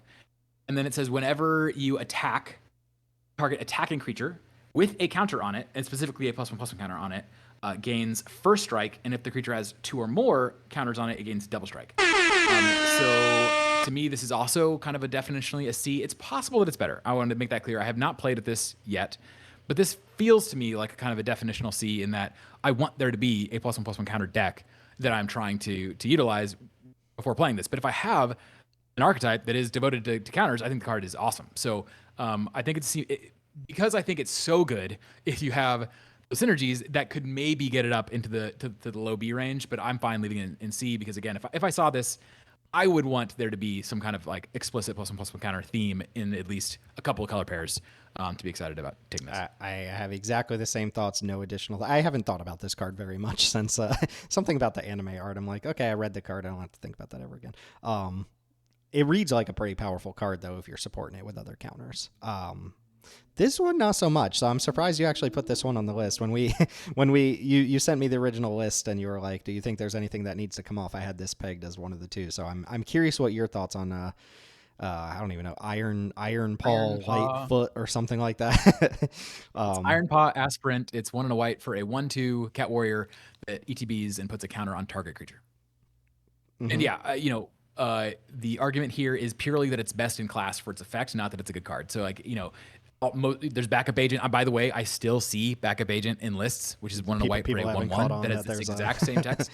Yep. A better version, yeah. And there's Erdnan, which to me, I would much rather have Erdnan, even with no like explicit themes around counters in my environment. I still would probably rather have Erdnan for the promise of first strike or potentially double strike on an attack. So this is a D for me. I included it purely because I saw it in some lists and I don't understand why. I was also going to go D. I was wondering if there was something about it I was missing. I would almost rather play those 2-mana 2/2s that like move their counters around when they die, or when Kaladesh came out, there was like Kujar Seed Sculptor or something like that, which is the same exact card in green, and it's just like I don't know, it's not an impressive card. So okay, very briefly about this, I think what got people excited about this card for limited and why it's getting run is like, wow, well, it's 2-mana 2/3 baseline with upside, and it's like that's such a good card, and it's like, well, okay, look at Glory Heath Links. Glory Heath Links is baseline a 2-mana 2/3 lifelink with huge upside on the top of that. Now, you could argue that it's not fair to compare those two cards, except for it is because this is Cube and we have limited slots. So yeah, I'm not impressed by the 2-mana 2/3 stat line. I think that, as we've talked about many times, that's kind of just what you expect now for 2 mana. I'm not impressed by the card. Yeah. Martyr of Dusk. This is 1 in a white for a 2/1. When it dies, you create a 1/1 with. Does it have lifelink? Yes. Yeah. Okay. So there was a card from Kaldheim that was very similar, but I don't think it made a lifelinker. So this is better than that one. We played this in the very original version of the Jank Diver Cube, and I always liked it. I always thought it was fine. Does a couple micro synergy things with different archetypes. Ultimately, I think it's just kind of an outclassed card these days. Very, very comparable to this guy here in terms of like the total package of effects that you get. But I would not be excited to see this card basically in any list these days. But I do think there was a big chunk of time where this sort of kind of style of card was decent. I mean, I think the reason I included it here is that of all the death trigger cards, I think this is definitely the best. There's like 4 different 2-mana 2/1s that die into some value, and I think this is definitely the best. And comparing it to the one you were talking about, then death triggers are just way worse than ETB triggers. That's the difference between this card and the Kingard. And for that reason, I would be only looking to play this card in a cube that is looking to really push like white death, like white black. What's the card that I like so much? The white black legend from Lord of the Rings that I can't think of the name right now. Denethor. In a cube that's really pushing Denethor style stuff for white black. And this makes a lot more sense. So I think it's fine as a C. It ultimately is an object creating card. It is a value generating card. So I have a lot lower bar for that kind of a card than some of these others. But it definitely has been outclassed, and I would expect there to be particular synergies you're looking to exploit if you run this.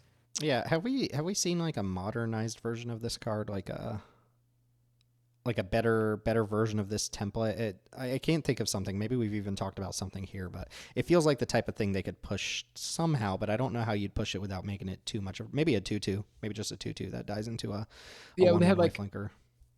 Martyr for the Cause, which is more the Spark, which is a bear It's the that dies into proliferator. Proliferate, which is a harder to get value from. There's stuff like the one they just printed in TDM, the 2-mana 3/1, that when another creature dies, you can buy this back from the graveyard to your hand for 2 mana, but I think that just is a way worse card. And then like Arena only, there's Faithful Disciple, which I think is by far the best version of this effect. Yeah, the 2-mana 2/2 vigilance. that guy makes dies mythic into rares. That turn puts mythic rares in your hand though, so it's like not I do appreciate you not putting the alchemy stuff on here. Yeah, that was too much. Too much Okay, so this is a Distinguished Conjurer, I think. This was a Jumpstart 2 card that didn't get to Arena because they didn't put those cards on Arena, and then I think it was randomly in the Foundations file or something like that. So it's 1 and a white for a 1/1. When another creature enters under your control, you gain a life, and then I think, is it 5 and tap to flicker one of your creatures? It is 5 and tap, and yeah, I think it was in Modern Horizons 3, like the extra bonus sheet or something like that. Yeah, I don't think it was in the base set, but it was in MS3 somewhere. You're right. So kind of a Soul Warden type thing that has a flicker effect, which is covering 2 kind of very different grounds. Obviously, there's some internal synergy there with like you're gaining a little bit of life, or you're gaining just enough life to like give you the time to spend entire turns to flicker something. Is it sorcery only? Did you say sorcery only? Or No, is it it's instant speed? Instant Okay. speed, yeah. I think this is a cool design of a card that is ultimately like way too clunky. This card gets played a ton, and I think the reason it gets played a ton is that it feels like this big signpost for Blink, and a lot of people like running White Blue Blink as a synergy. I don't really get it. It doesn't seem to me like it's possibly good enough in that role. Like, okay, I'm going to hold up 5 mana and have another thing in play that I want to blink, and I'm not dead by having played this super understated 2-drop. So I don't know. I'm willing to be wrong about this one. I see it played enough that I certainly could have something wrong here, but I would put this straight in D. Even if I'm looking to support blank strategies, I don't want to run this card. I would do the same, and I've not ever played it. And if you're listening and you're like 4 hours into this recording and you're like, they're wrong about this card, let us know, because clearly neither of us know. But I have the same inclination where I've never even thought about playing it, because it's like really 5 mana tap activated ability on your 1/1 that has like an ability you don't care about up until that point. Like, yeah, okay, no thank you. Metastatic Evangel, talked about this card on the last episode of the podcast as well. This is 1 and a white for a 3/1 Phyrexian some human cleric, probably. When another creature enters under your control, it proliferates. So we have pegged this.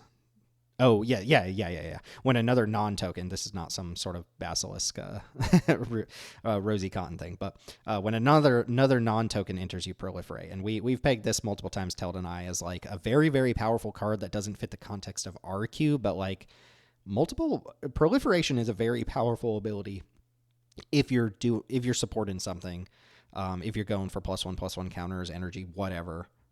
There's a lot of potential with proliferate, but like you kind of need to be doing that before you would even consider this, because again, 2 mana 3/1 is not like the stat line I'm looking for on a ability like this. Some sort of value aggression pushing ability, however you want to think about multiple proliferations.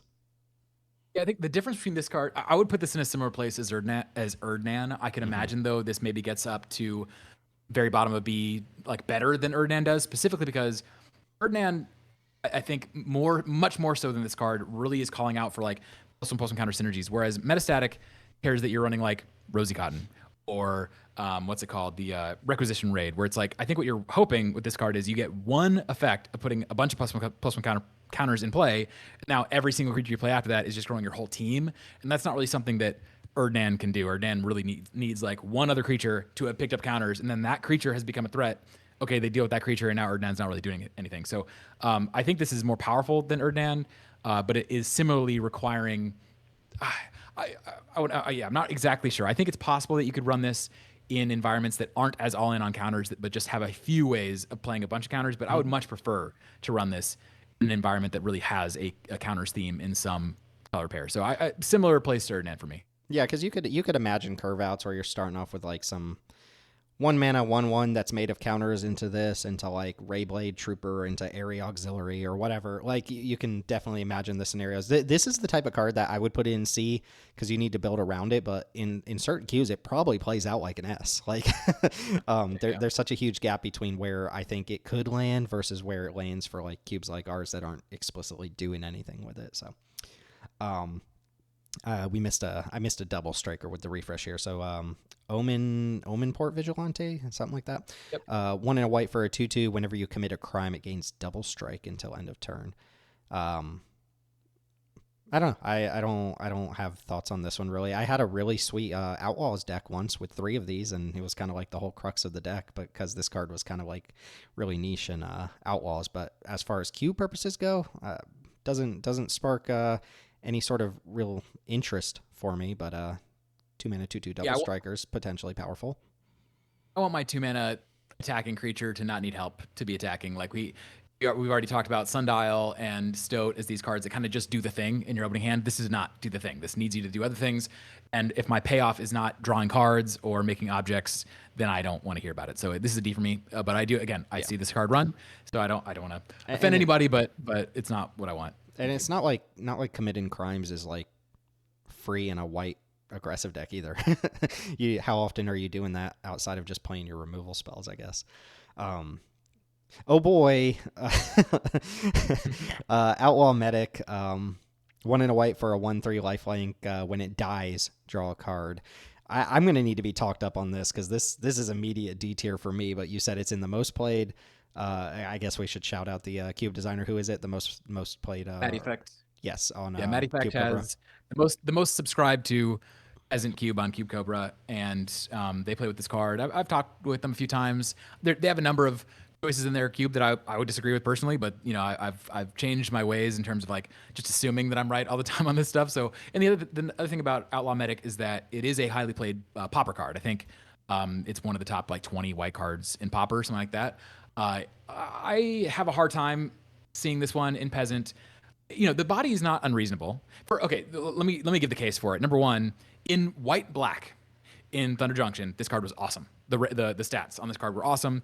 I used to talk about white black in the limited level ups Discord all the time. I was a big white black fan, and their decks that would run like 2, 3, 4, as many copies of this as they could get, because this is just doing exactly what a kind of white black attrition style deck is looking to do.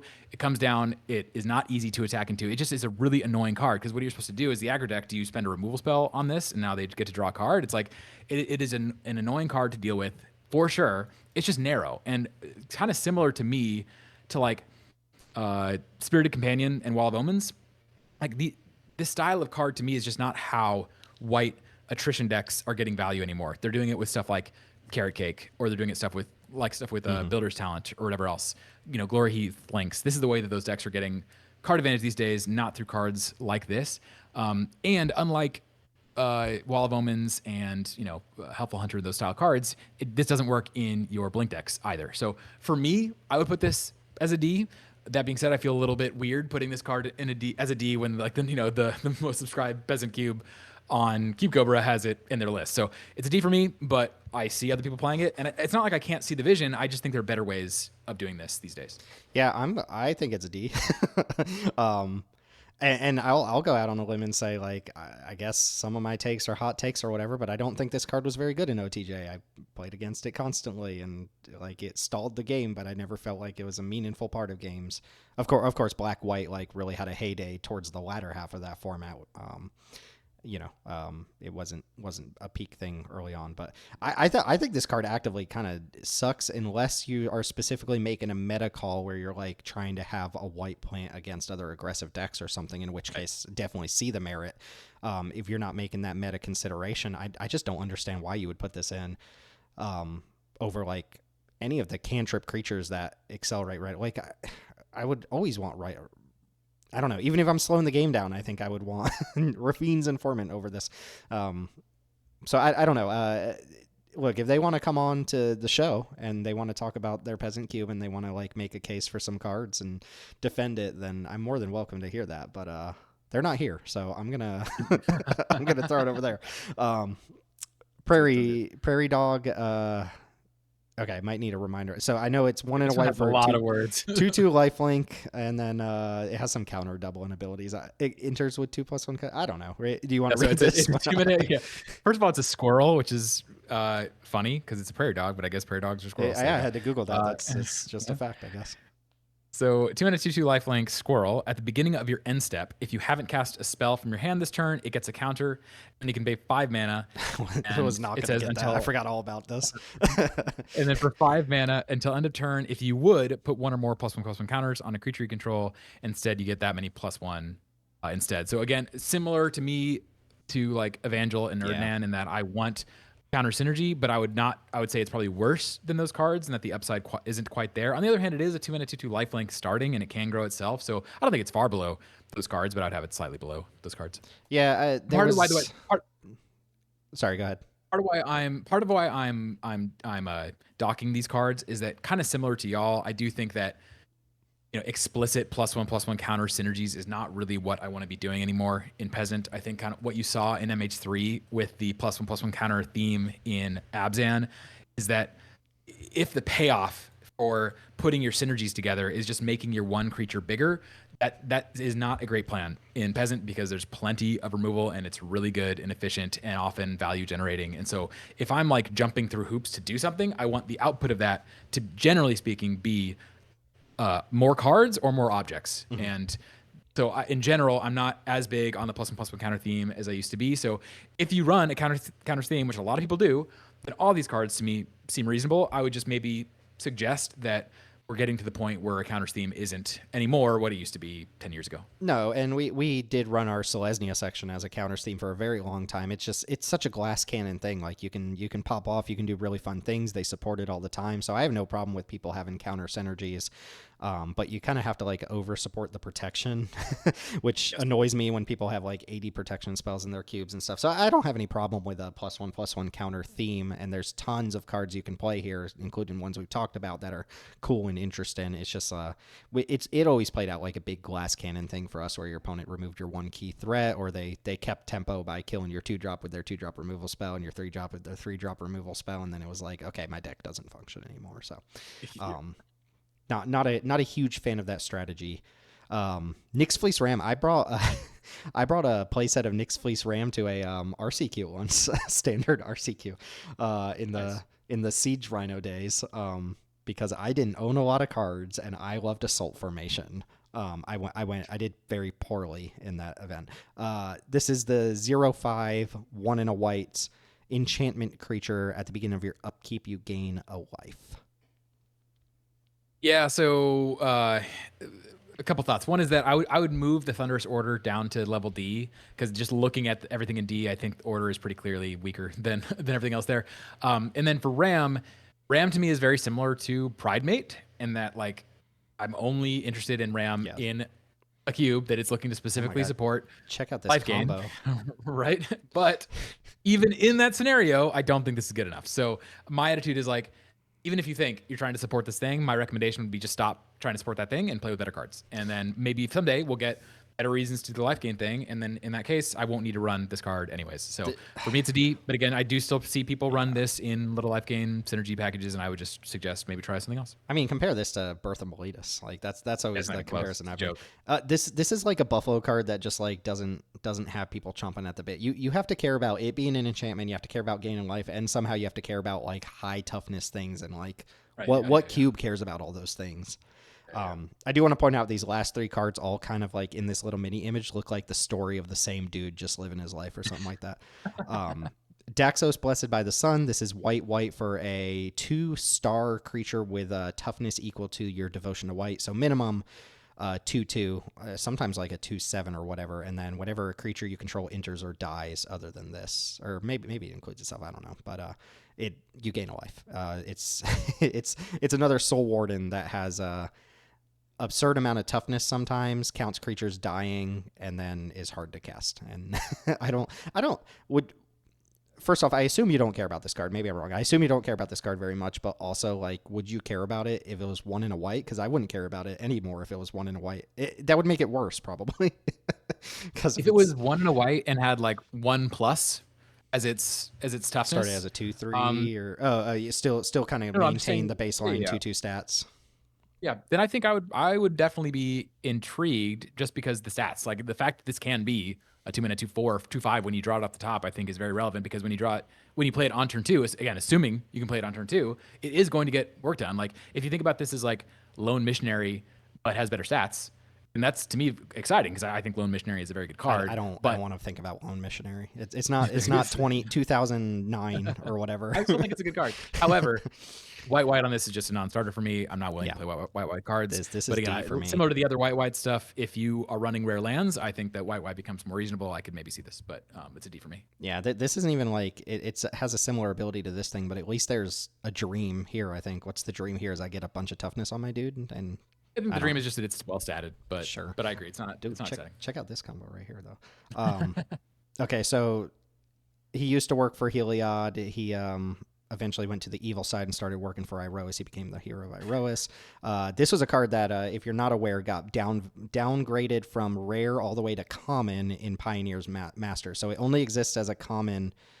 Or maybe it was uncommon. No, I think it was a common. Though this is an uncommon. So apparently this was printed in paper at uncommon at some point too, and I must have missed that. Ultimate Masters. Oh yes, Ultimate Masters, of course. How could I forget Ultimate Masters?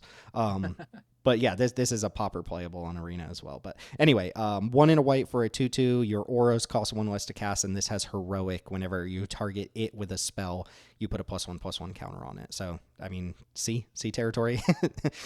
Like, yeah, the thing that I was surprised at with this is like how few auras I have in my cube that would benefit from the cost 1 less to cast thing. I have a number of 1 mana auras just that white don't auras, get benefit from this. It's like because I was thinking about this with Sunspider, because Sunspider, I don't even remember what the Omen Pass version of that card is called, but Sunspider, whatever Sunspider is called in both versions, Syriana, I don't know, something like that. It's been awesome, and that's the 4 mana hybrid white blue card, 3/2 flyer, or flying on your turn. And when it ETBs, you can pick a equipment or an aura up from your deck. You can search out it or equipment from your deck. And I'm often, and that card is played so well. I was like, hey, maybe I could afford to do a little bit more aura stuff. But no, this card does not make any sense at all on my list right now. It just doesn't. That top line is almost irrelevant, and so you're just playing this as a bear with heroic, and that's not nearly good enough. No, I can imagine a world, again, in the future, where there's enough auras to make this work. I don't think we live in that world right now, and so I'd probably give this a D, but you could give it a C. I think it's a powerful effect if a cube exists where that top line matters, and I just don't know what that cube looks like. Yeah, I'm gonna go ahead and tentatively give it C next to this other heroic card as well, because like I said, I do think there's a red-white heroic deck. Like who's that famous sculptor who was like, I see the image inside of the rock and I just need to set him free or whatever. I don't know who that quote is from, but I see the heroic deck inside of the peasant card pool and I just need to sculpt it out or something like that. I'm trying to make myself sound like a 16th century sculptor, but I'm just some dude. It's working. So yeah, this card I think is quite. I mean, just case in point, this card was very, very powerful in Pioneer Masters for the 7 people who played that format extensively, like me. So that leads me to believe, if supported, it can also be very powerful. But what are you going to do? Throw a bunch of auras in your cube to make it work? Probably not. Last card, Ingenious Smith, which ironically got cast against me last night in an Infinity Cube that I played. So this is 1 and a white for a 1/1 from AFR. When it enters, you look at the top 4 cards and you can put an artifact from among them into your hand. And then the first time an artifact enters under your control each turn, it gets +1/+1 counter. I think I got that one right. Yep. So this is cantrip creature territory for artifact heavy cubes, but also becomes kind of like a snowbally threat if you're really going deep on artifacts. So this reads to me like this is not quite in my mind the same as like a Builder's Talent or a Stonehaven Pilgrim, where you're just incidentally going to have artifact synergies and those cards are good enough because of that. This one I feel like you kind of have to go a little deeper on just making sure there's a density of artifacts, which again, you go look at your list, you might already be there, but you probably do have to, like, if you're considering playing this card, you're like, I want to put this in my Peasant cube, you probably do have to go like, let me throw like 1 or 2 more artifacts in to make sure the density's there. And I can't take it back out. So we got to figure out where it goes, but that's my thoughts on the Smith. Yeah, this one's always been really tough for me because that second line is, so there's that patchwork something, the 2-mana 1/3 with ward that whenever you cast an artifact, it gets a +1/+1 counter. It's like a colorless artifact from Brothers War, I want to say, Patchwork Automaton. And this has a big advantage over that card in the sense that it just requires an artifact entering play, which is way, way easier than casting an artifact, because every time your food enters play, or your blood, or your treasure, or blah, blah, blah, it gets a counter. So I think that the counter ability on this is kind of exciting. The problem is, if this just had the counter ability and not the top half, it's not close to playable. Like 2-mana 1/1, you need the artifacts to enter, and it grows 1 turn, 1 counter at a time, 1 turn at a time. That's just not good enough. So it really comes down to how often are you getting a card from that top ability. And just to do some stats really quickly, if you have 10 artifacts in your deck, and again, it has to be cards with the type artifact. It can't be food tokens or whatever. It has to be cards with the type artifact. You have 10 in your deck, which is a lot. I rarely have 10 in my deck, and I'm playing a cube that has a bit of an artifact focus. If you have 10, you're 70% hit a card when you cast this, and you might be 70% is decent.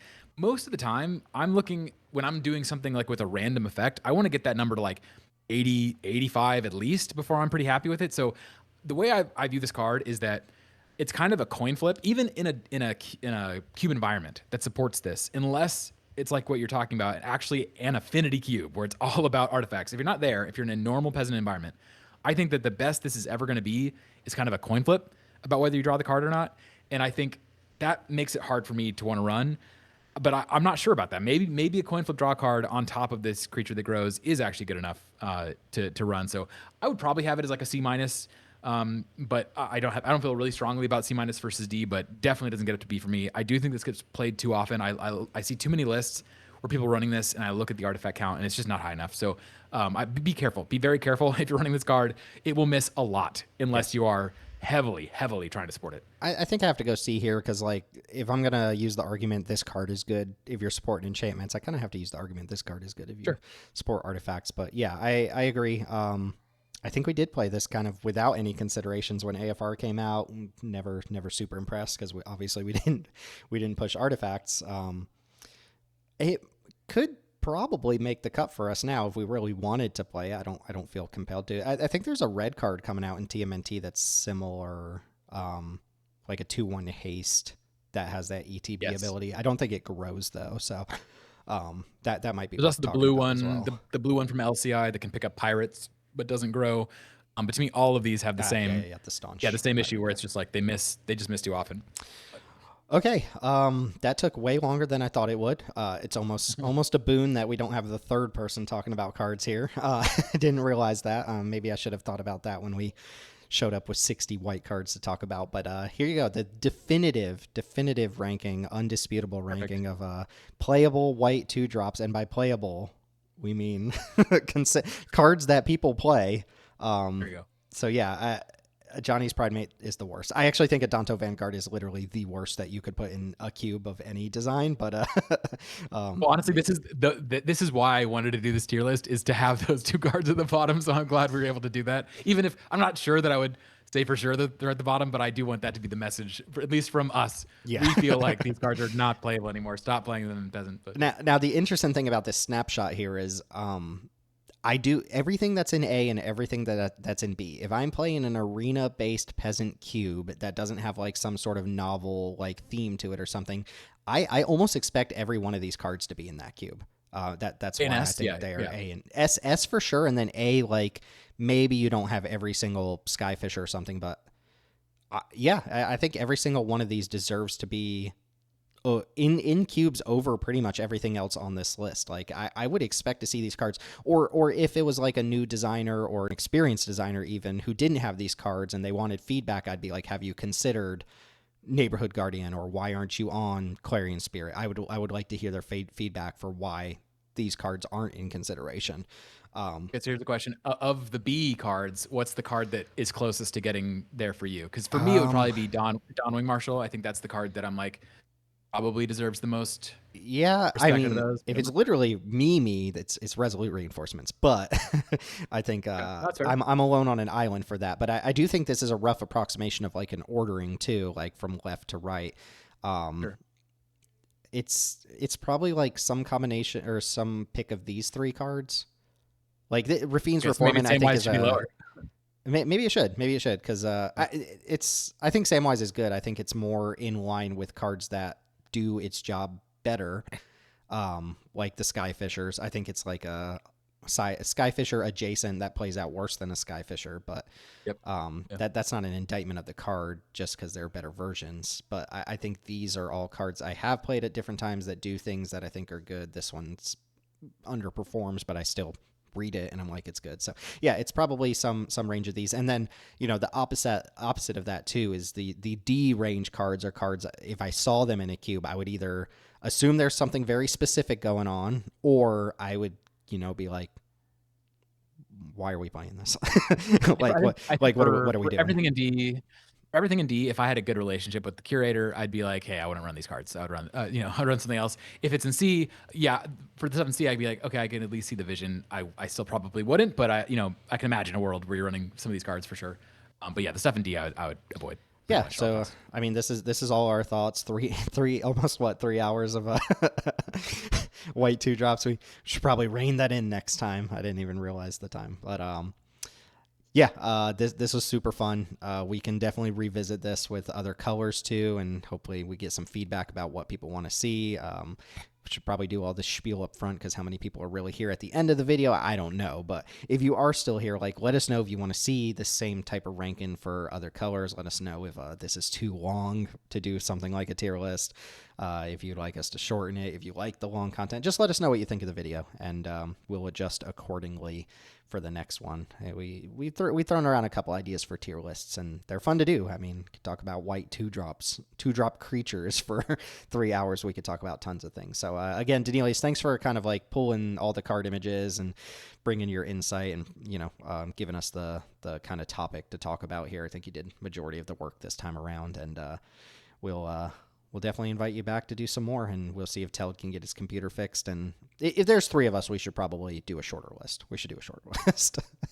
We'll talk, yeah, we can work out the kinks, but tier lists are so much fun. Got the world demands more tier lists. We got to provide.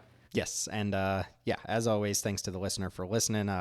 You can find links to our Discord server wherever you're listening to this down below. You can find Daneelius's CubeCobra list, the Daneelius Peasant All-Stars Cube, which I'll also link down below.